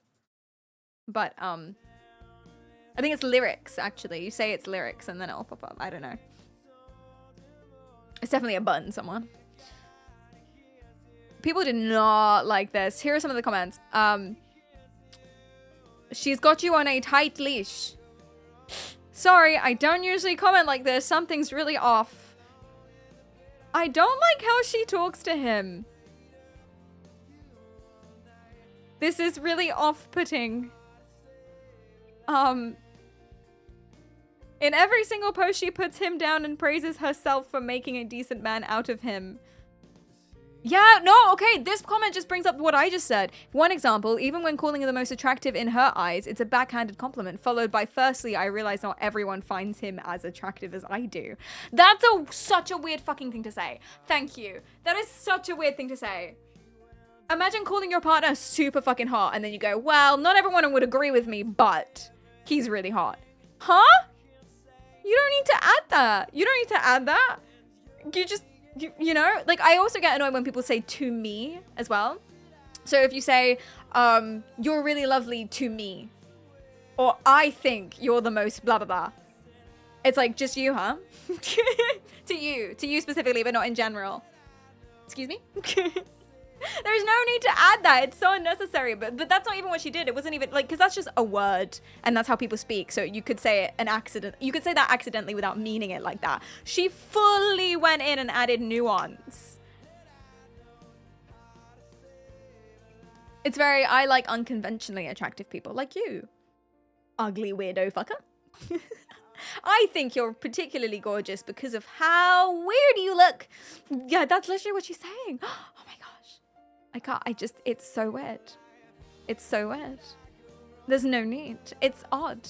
This whole thing is so odd. She has you under multiple spells. Poor guy. Blink twice if you need help. I know you think this is normal, but it's not. No, they might just be exaggerating this for the social media. We don't know them, obviously.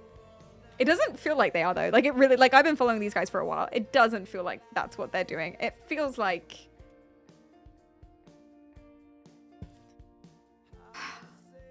Hov, you and your husband have been working through his toxic masculinity for the last 5 years and he finally gets it.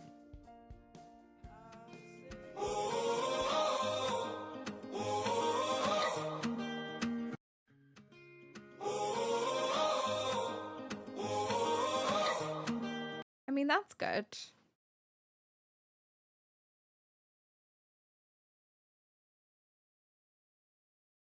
But with everything else, it's weird, right? Hi, Mr. Teen, the brain controller, that's me. It's like he's her little pet. She's been training. Yes, yes, yes. That's what it feels like. Anyway, so okay, they're in my list of people who probably shouldn't be parents. Not that I'm allowed to say that. TM. Oh dear. Speaking of bad parenting, is breakdancing dad still a thing? Breakdancing dad took a real turn right, if you know what I'm saying. Well, he didn't take a turn right. I think he's always been there, but that's what the content's become more about. So I've sort of dropped off on that storyline, frankly, myself. They probably shouldn't have pets either. Little husky. Well, the little husky doesn't have any toxic masculinity, so he's probably fine. It's really strange. I would, yeah. Yeah. I think, now obviously it depends on the couple and I don't know. And there's differences in this, right? If you're like relatively normal, like relatively a normal human being, not doing anything dramatically wrong, which is probably all of us. Most likely, in a relationship, exclamation mark asterisk, you're probably not always going to be the one in the wrong. Not every single time. And it's probably not only going to be you that's a problem and she's fine. Like they say soulmates are made and not found. But that doesn't mean one person changes and the other stays the same. It's usually more of a mutual thing, you know? So, yeah, it'll never really be 100% of the time. So if you're in a situation where it seems like you lose not that arguments are a thing to be lost or won, but you lose every single argument.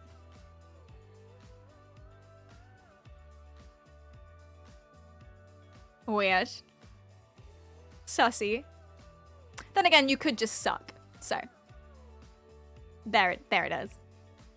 You could be paranoid, you weirdo. So relationships take work. In conclusion, relationships take work. Do you know what also takes work? Accountability. My segues have not been on point today. Anyway, here's another thing I found on Reddit. Put a 1 in the chat if you like Batman. Y'all like Batman? How is Captain Upbeaten? Yeah? Okay, amazing. There was a study. So, tell me if you remember me talking to you about the mirror study. I know some people quote it sometimes, which is really cool and really fun. Basically, they found that if you're reminded of yourself, then you are less likely to do bad things because you're thinking, hey, who do I want to be? If you put a mirror in front of a bowl of sweets for kids, the kids will take only the amount of candy that they're supposed to take. Let's say they're trick-or-treating, right? Yeah, you remember that one. Very cool stuff. Very cool study. Well, someone did something very, very, very, very similar. And basically what happened is they they went onto a train with someone who was heavily, heavily pregnant. And they measured what proportion of times that they were on the train, what proportion of events did someone give up their seat for the pregnant woman. That was the experiment. They just counted how often people gave the seat to the heavily pregnant woman. That was it. But half the time she went on the train by herself. The other half of the time, she went on the train through one door and through another door, so they weren't together or anything. But at the same time, a guy dressed up as Batman came in. And they found, overwhelmingly, that when Batman was in the carriage as well, people gave up their seat 44% more times. 44%, bro!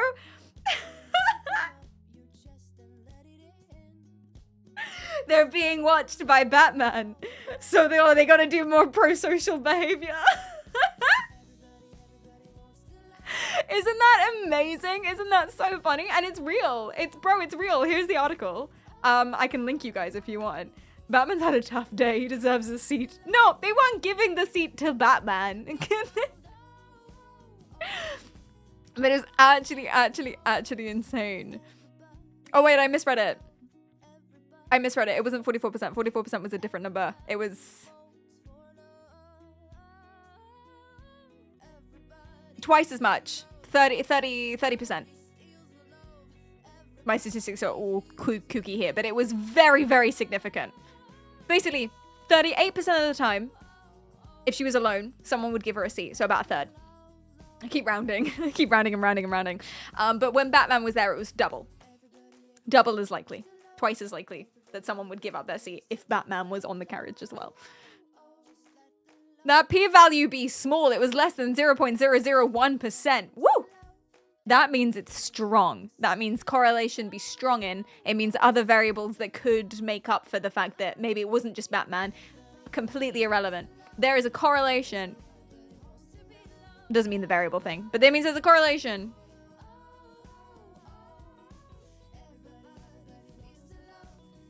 I'd say having your parents murdered in front of you is tougher than being pregnant.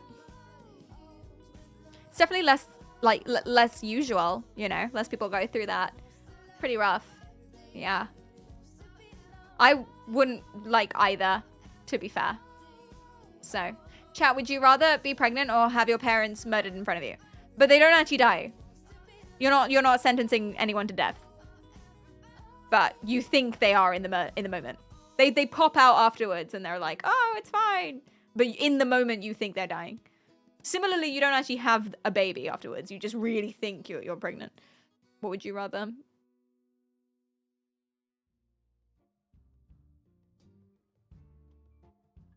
I'm a guy, so I'm staying out. You don't have an imagination? I've never been pregnant. I don't know what that's like. If I were pregnant, something would be very, very wrong with my body. Oh no.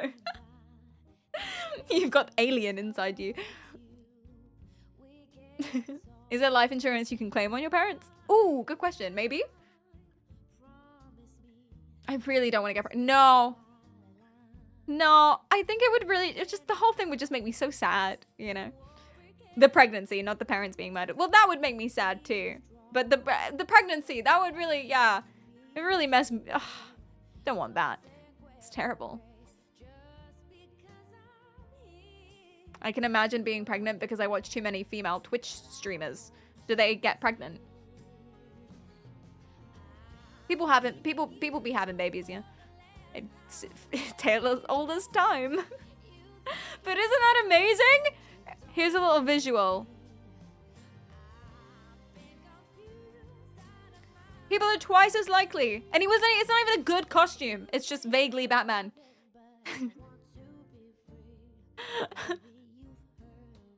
Twice as likely. People are twice as likely to give up their seat to a pregnant woman if Batman was present. It makes sense why that would be. I mean, it's quite a huge number. I would expect it to be lower. But, it makes sense why that would be. It's associations, I would imagine. I don't know what they say. I haven't read the end of the article. I don't know what they say they think the reasons are. In my head, it would be because you're associating Batman with morals and justice and peace and authority. And therefore the idea is you're remembering those things. You're remembering what it means to be a good person. And you're remembering what it means to get in trouble for doing a bad thing. I think it would be the same if, like, well, police is a tricky one, but if someone in a train conductor's uniform walked on, anything that's law-abiding, it might be the same. Symbol of justice makes them think about morals, even subconsciously. Probably only subconsciously. And then anyone sitting in one of them, what's the word? You know those seats that are reserved for people who need them? Handicap seats. Anyone sitting in those feels slightly more guilty or twice as guilty as they did before. What if you're a guy dressed in an inflatable T-Rex costume? Can't imagine what effect that would have, but do give it a go. Let's put that to the test. Why isn't Batman throwing someone off the seat for the pregnant lady? Yeah, right? Maybe they did. Maybe that's where the numbers came from. Unless the woman is wearing a baby on board badge, it's risky to assume pregnant and not just weird fat.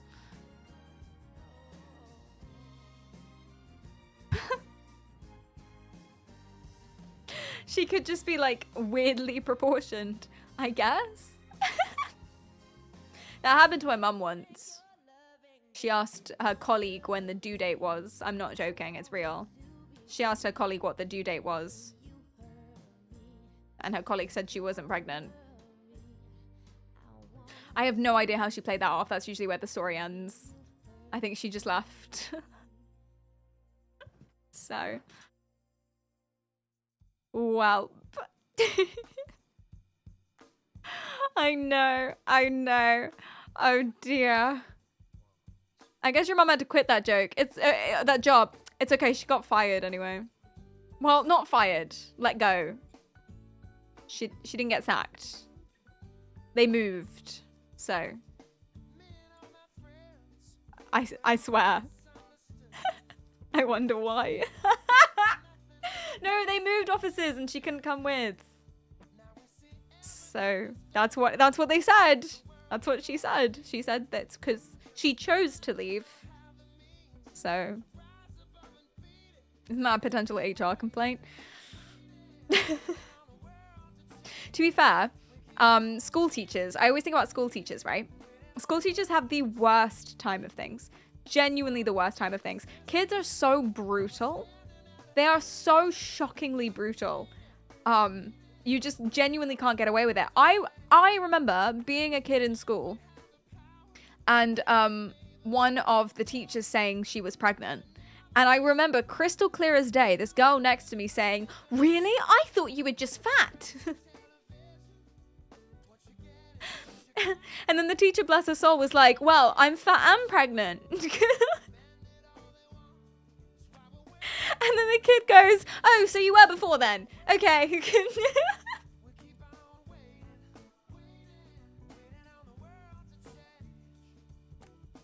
And then she was like, "Can I touch your tummy?" Anyway. Rough. You can never get away with it. You can't get away with anything. Every single day a teacher out there is being called Billy Big Nose. And there's just nothing you can do. If you're a teacher, then nothing can hurt you in the universe, or everything does, and you just spend every single day weeping into a glass of wine. Teachers drinking a glass of wine every single evening to make the pain go away is a stereotype for a reason. Oh dear. Was that you, Perry? So I don't remember who it was, and I remember it very strongly. It could very well have been me, and I just dissociated. But we'll never know. It does sound like something I would say. But let's just go ahead and say it was a suspicious other girl who was over here and my approximate size. Maybe they should have a smaller nose then. Oh my god. I see ads for teaching jobs on Twitch. Yeah.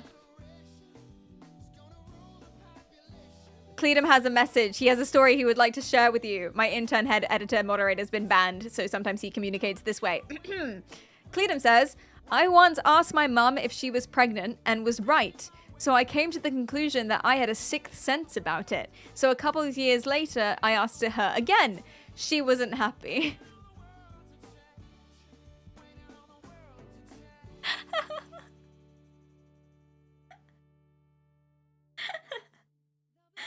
Oh no. Why is Cleedum banned? We don't know. We don't know. Hateful conduct, apparently. Hateful. I reckon one of you lot was weird and dubbed him in for no reason. That's what I think happened. I think someone's imprisoned Cleedum. I think there's a snake amongst the wolves, or whatever the phrase is. There's a snake in the floorboards. Or Cleed knows what he's done. Hashtag free Cleed. I can support hashtag free Cleed now.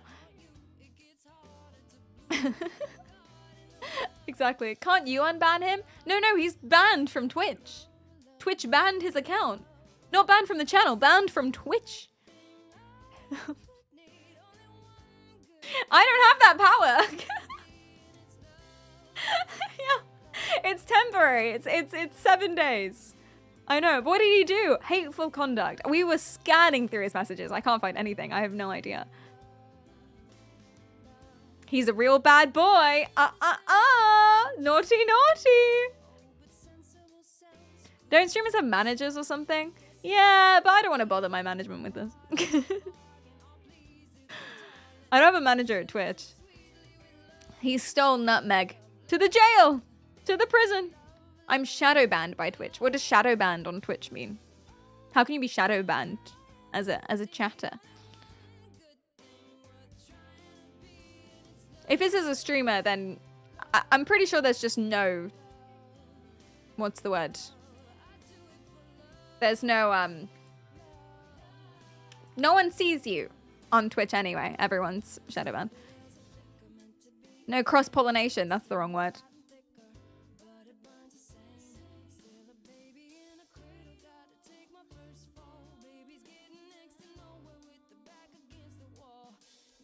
That's longer than many. 7 days account banned is the same amount as that girl who was literally having sex visibly on stream. So something of that caliber you must have done.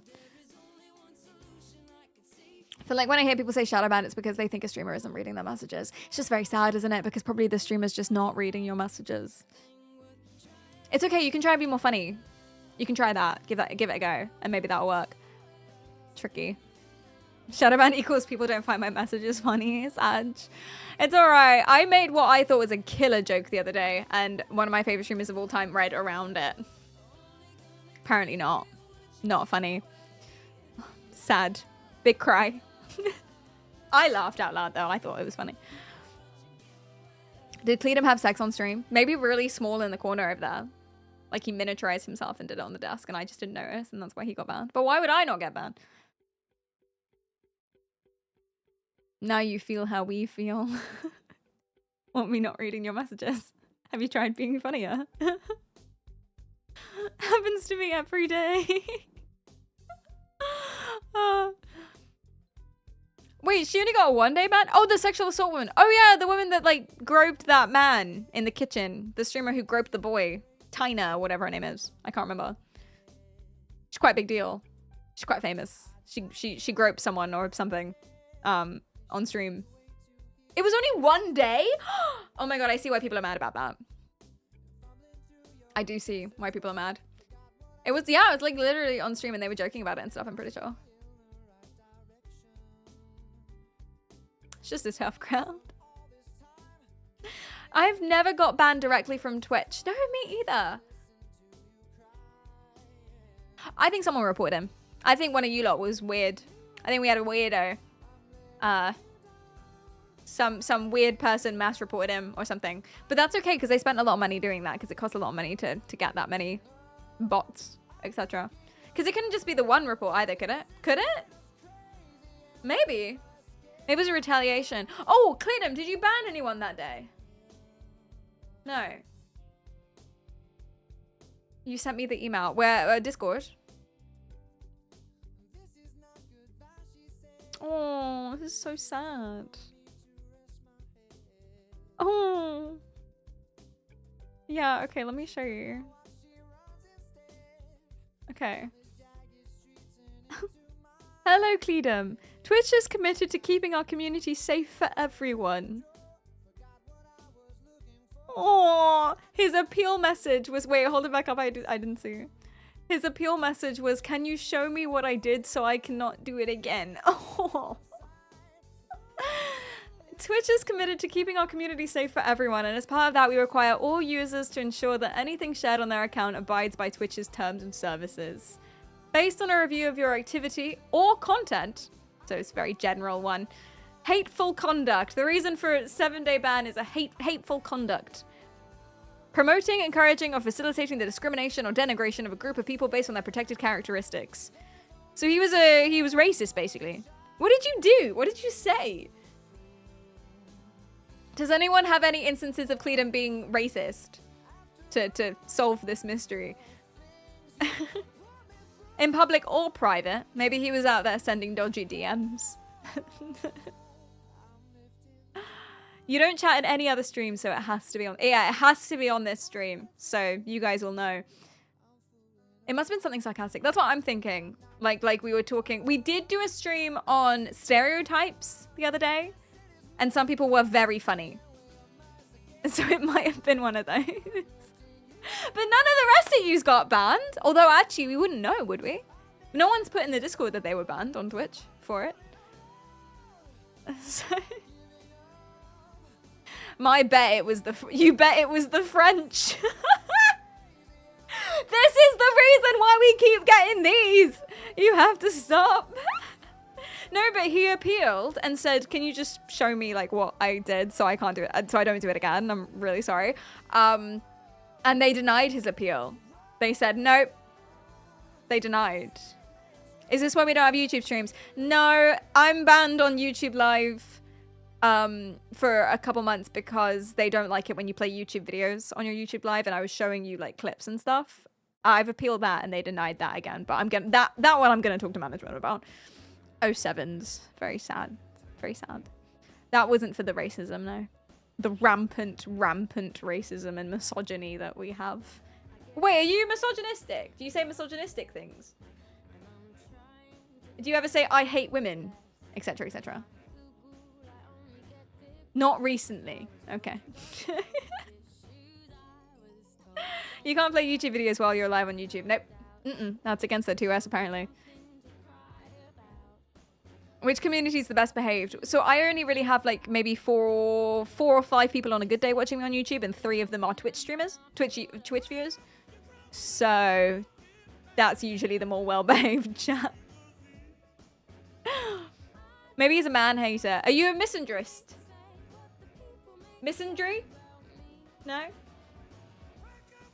You did make a lot of jokes about how short people should just die.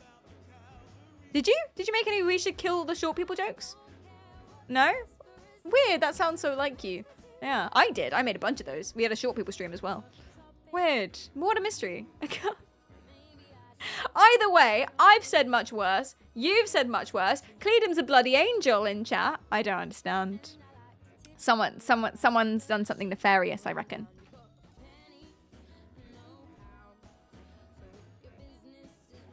Oh, here's the appeal message. So we sent an appeal that was just saying, "Can you tell me what I did so I don't do it again?" Like, what was the message? What was reported? And they say this, because fuck Twitch, man. Your account was recently suspended for hateful conduct. A member of our team has reviewed your appeal, and after taking a look into the details of your case, we've determined that your account will remain suspended.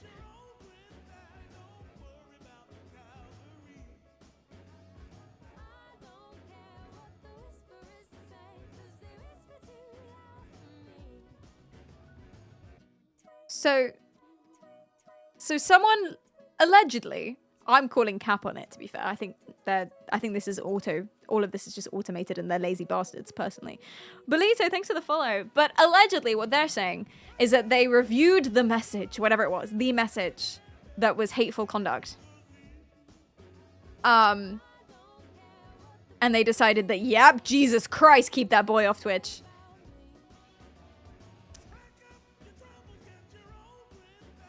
So what was it? There's a possibility that Kronos can find out for us. This is fascinating, honestly. Apparently, the biggest thing that gets people banned, usually, when they don't really know what they've done, is just a lack of context. So it will be a message that is a bit sussy, but no context, and then everyone on Twitch will be like, yep, that's hateful. So it's probably something like that, some kind of joke. Probably just maybe repeating what I said or something. Threatening, yeah, then they threaten to permaban him if he tries to evade it. You can get permaban. So you know how I say, oh, just make a new account? You can get permabanned if you are caught as a ban evader. So do bear that in mind if you're ever wrongfully banned. If you're rightfully banned, try and ban evade so that you can get fucked off forever. Yay! But, you know, Sounds like bully behavior. So weird. The cold, cruel arm of a metallic capitalist wheel. VPN, right? Stop. Oh, hello. Hi. Hello. Good boy. Puppy. Can you sue them? Oh, do you know what we should do then? Do you know what I think would be really, really, really, really fun? How about we do our own bands? We haven't done that in ages. Do you guys want to do some band evasions? Wait, that's not right. No, we're not going to evade bans. What are we doing? We're going to... do you guys want to... Unban requests. That's the word I'm looking for. How can you appeal if you don't know your crime? Exactly. I know. Let's do it, because we have so many. So many new ones. Yay. Oh god, did I ban this person? Oh no. That usually means it was... When I ban someone, it usually means they haven't really done anything wrong and I've just been in a mood that day. It rarely happens. It rarely happens. Let's find off. Can you unban me? So you're very much in chat. Sure. Sure. Let's do them. Okay. How should we do this? I can't remember how we usually do it. It's been so long. It's been like at least a week.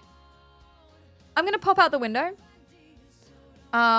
And then expand the window. And then I'll just pop you on a media scene like anything else. GG. Okay. So, our first request is from an account called Late Night Last Night. Let me change the title.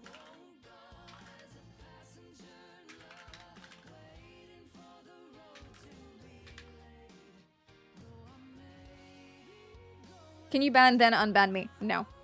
We'll play some epic music. Late Night Last Night. I recognize this username. This person's been around for a while, no? Yeah, like a while. 2 timeouts, 1 ban. Banned not by me.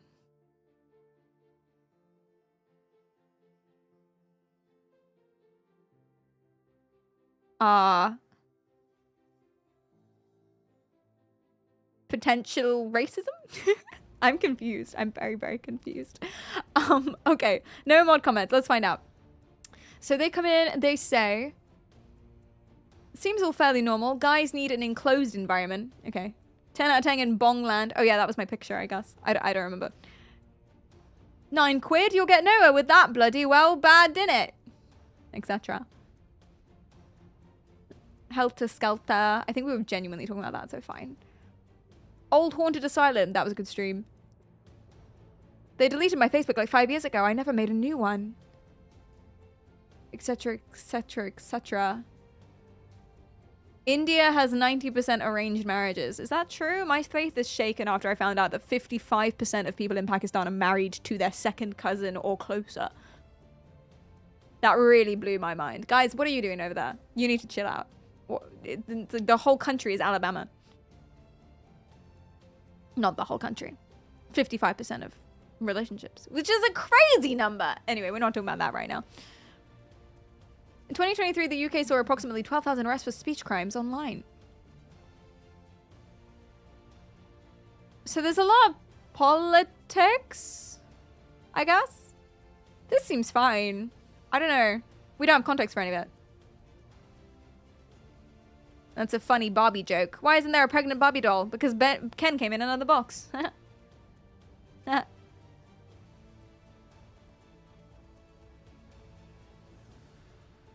Did you ever feel like a paper bag?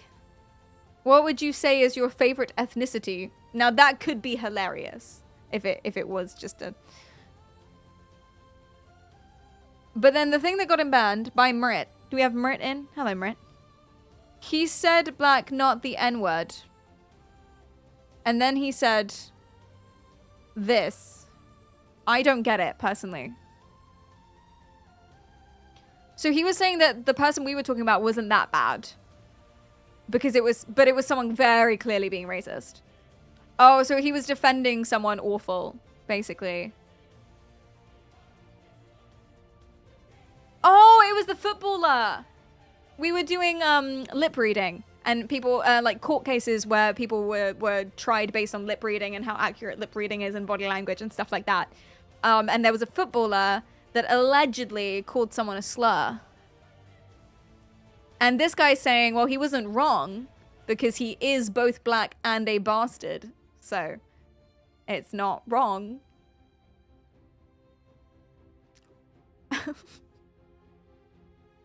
Just kind of besides the point. Oof. Yeah. Guys, you see the irony, right? That where you're trying to guess where he's from. Do you see the irony? I get it. I don't know if this is like... I think he was just making jokes, man. It doesn't seem like...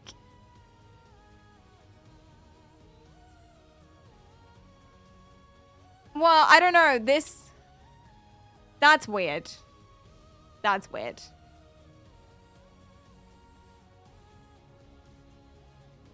That's really weird, actually. I don't know why the hell you would say that. That's actually really weird. What the fuck? I'm just sorry. That's just dawning on me. That's a weird thing to say. I don't want to say it out loud. He's dancing on the line. Yeah. First offense. His unban request says, may I please be unbanned? I will be more careful in the chat and phrase things more carefully.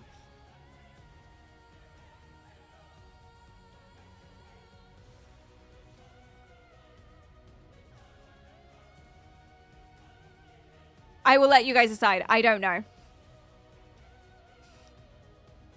I don't know. I feel like... I think it's just... It just seems like he's making jokes mindlessly, you know, personally. But it's hard to say. You can't speak to people's intention. You don't know who they are, really. To ban or not to ban? That is the question. Ban them. Unban them. Hashtag be free. What do? I will let you decide. Of course, we have veto power, but still. Vote in the poll. To ban or not to ban? That's the question. Cleedum has now said he's like me for real, says Twitch. So if he is being racist, like if his intention is just purely racist, he's the same as Cleedum. Was that the joke that you just made? Okay.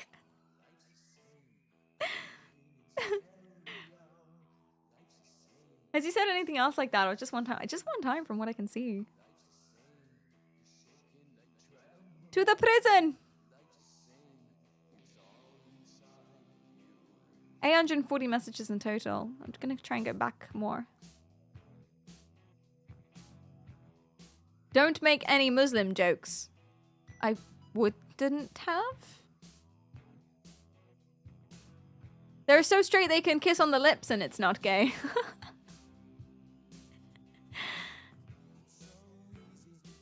You'll go to jail if you post something offensive on Facebook, just saying. You're saying it too French. Don't understand. Okay, so he's tiptoeing around a line. But the best way to unite the world under a single government is to create a common enemy in the form of an intergalactic alien invasion. Not a bad suggestion. Not a bad suggestion. Something government and invasion. The men in black are allowing it to happen. The men in black, not the black men. Different.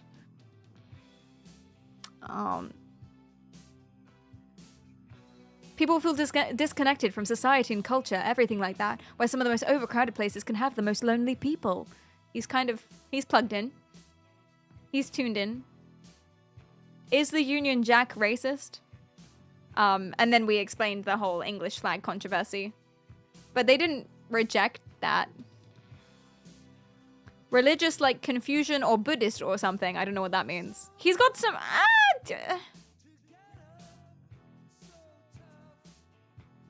don't know, man.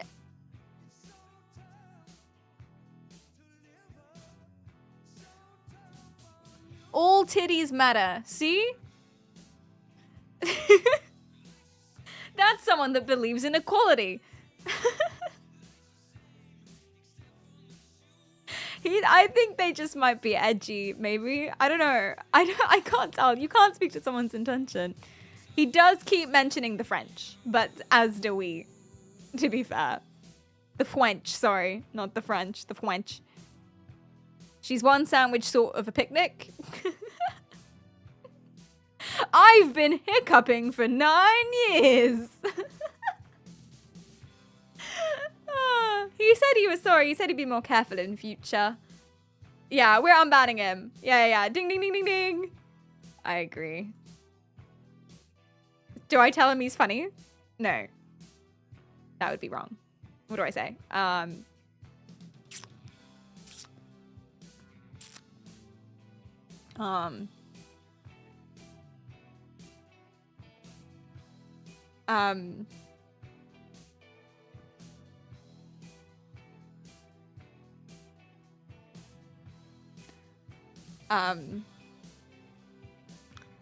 Don't say anything. Okay.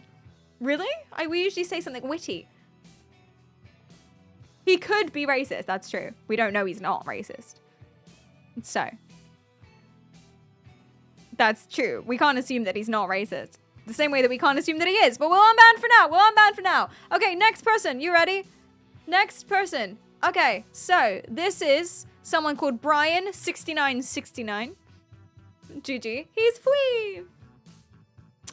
36 messages. Just the one ban. Banned by Grace. Ooh. You guys, mods, you don't mind me, like, just saying who did it, right? Explain yourselves. Because I can hide that if you would like me to. I could split my own pants. Certain types of jeans makes him hold certain guns. Well, this is out of context. I like your playlist. Thanks, man. Hey, Perry. Good to see you. Hi, Brian.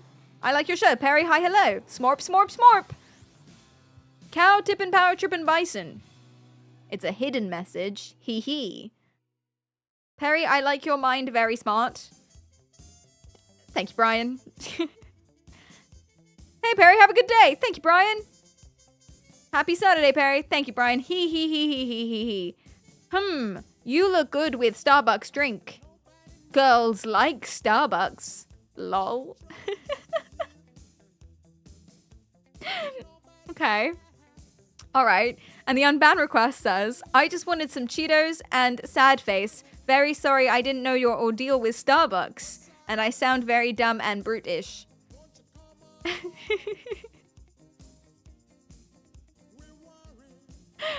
I don't know what that means. I don't know. I couldn't say. I'm not sure what's happening. What does it mean that I look good with Starbucks drink? I didn't have a Starbucks drink, by the way. I didn't have one on me. I don't know what he's talking about. I wasn't drinking it. Girls like Starbucks, lol. Grace, defend your decision if you may, if you want to. Apparently, no. He thinks I have an ordeal with Starbucks because he thinks that's why he got banned. Maybe a timeout. Well, he's had a timeout. How long ago was this? God, this was like over a month ago. This was the guy you told me to ban, and then it said, I don't know if I meant that. Oh shit, sorry. Oh no. Wait, really? I was streaming in California, and then I was like, Grace, ban this guy. And I was like, I don't know if I mean that. And then you were like, okay. This is what I'm saying. Never let me mod. Oh my god. I still don't know if I mean it. He's weird. This is a weird guy. This is a quirky dude. Brian6969. Girls like Starbucks. You look good with Starbucks drink. Did I have Starbucks then? No. Maybe I did. Wait, shit, if we were IRLing. Maybe I did then. I mean, that's still a weird thing to say. It's slightly less weird if there's context, but it's still a weird thing to say. I don't know. Unban them, be free. Yeah. Fine. Starbucks.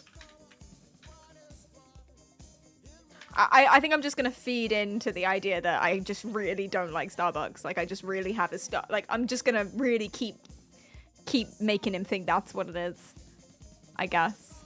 Do you need rules for what's bannable behavior? No, I don't. You did get Starbucks at TwitchCon one day. So he said, I look good with Starbucks drink. Oh, shit, I did get Starbucks. Was he... I still don't know what that means, though. But, like...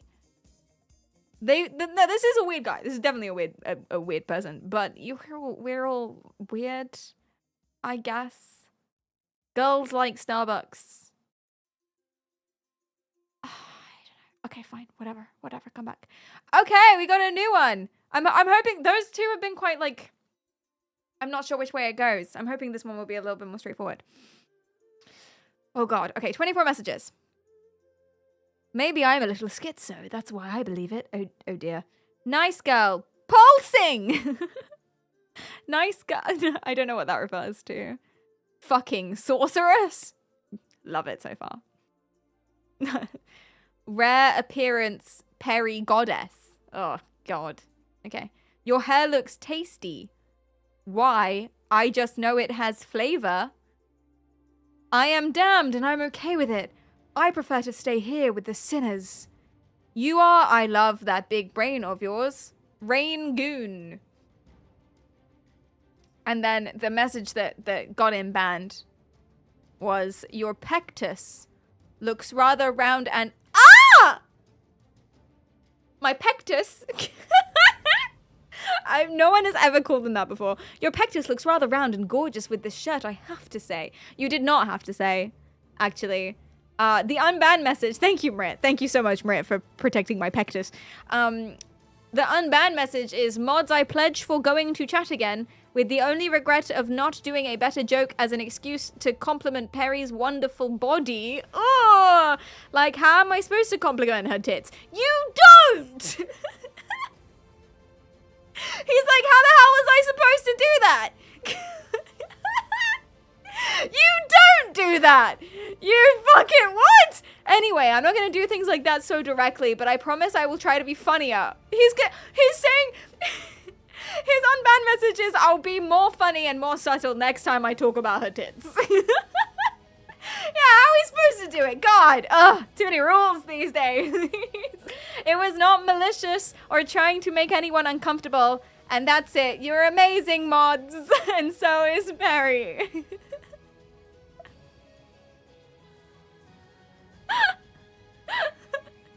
He's not gonna do it so directly next time, and when he does talk about my tits, he'll try to be funnier, chat. He'll try to be funnier. What the hell? The weird thing is that usually when people get banned for this reason, like being really creepy and gross, either they know what they're doing is wrong and they're doing it to be mean, right? To be annoying. They're trolling. Or they're really creepy and really weird people. But this person actually seems quite like clocked in. Do you know what I mean? Somehow that's worse. This person seems like how was I supposed to talk about her tits? I did my best. Like, he kind of almost seems reasonable. I think he's just drunk, maybe. Weirdly, he seems somewhat reasonable. Yeah, we're banning him. Of course we are. I would have... I don't want to take away your illusion of power here, but I would have vetoed you had you said we weren't. You don't compliment the tits, bro. That's the answer. Okay, this person's called Baby Mac Food. Make 2 time... Oh my god, 11 messages, but 2 timeouts and 1 ban. And the unbanned message is, I don't have recollection of typing. What is going on? I don't have recollection of typing.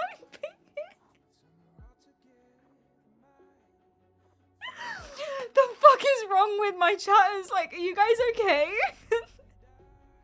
Well, you guys are fine. These guys are... Okay, so he comes in and he goes, you study psychology? Is Freud correct on anything you said? And then, okay, 9 days later, do you think being attracted to your cousin is wrong? You love these kinds of stuff because you are corrupted and deviant, but you can still find calmness. At that point, Kleist had had enough. If you hook up with friend's mum, you don't have to tell him. Then 2 weeks later, if not longer, Fauci did it. Are you actually Catholic? No response for 21 minutes. Are you Catholic? But what really did it was another 3 weeks later, they go, this guy looks great, no homo. I stare at here booba more. And then Kleist messaged, when Kleist banned him, his message was, how did you even last this long? How did I not ban you sooner? I don't have recollection of typing.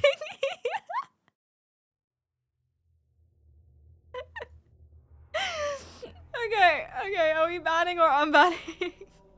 I don't think it will even affect him either way. I don't.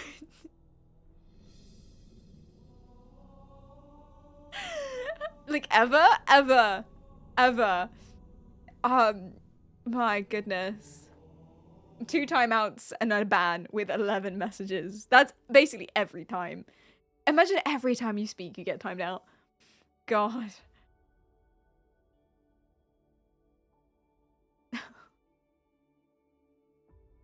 Yeah, we're banning them? Yeah, I think so. Oh dear.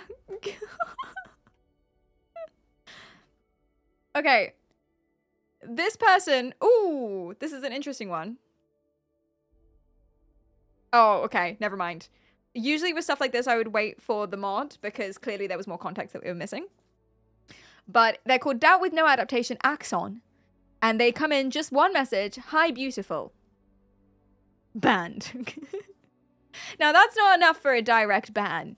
So clearly they're an alt account of someone else, I would imagine, is why Kleist banned them. So usually I would wait for Kleist, but we don't actually need to, and I'll tell you why. The unban request says, legs and toes painted black, you are a hot enough brunette for it. It was an alt account as well. Hi, Kleist. It was an alt account, yeah. Just gonna go ahead and, sorry, I'm not polling this one. Ew. Oh, why do I keep doing that?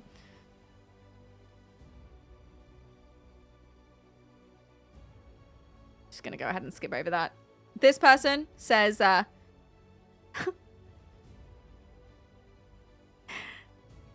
Snap, question mark? Do you have Snapchat? Peace emoji, show boobs.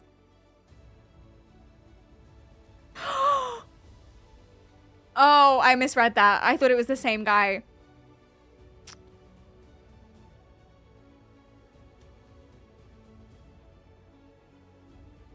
I thought it was Pectus, dude. But it's not. All right, guys. We actually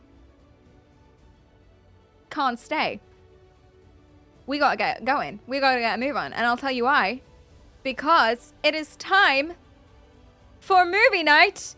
Hence the music. The music says it's time for movie night. I don't know who this is, but they seem cool and pretty. The pretty is neither here nor there. Don't say that. But cool. Yay. Guys, thank you so much for the stream today. If you like what you see, remember to follow. If you don't, do it anyway. Twitter for announcements, Instagram for pictures, and Discord for everything else. I go to TikTok, YouTube, and Twitch, and I post or release, so make sure to subscribe. And the next stream is tomorrow at 4 p.m. British time. Very sorry for the tone. The tone of this stream today was very, very casual and very, hey, look, here's what I saw on Reddit. And usually I'm more prepared like that. I'm struggling to talk today. I'm having a bit of a weird mouth brain issue. So I thought I would just kind of, I tried my best. Very sorry about that. I hope you still enjoyed, and tomorrow will be way better, and we'll have more of rigorous content.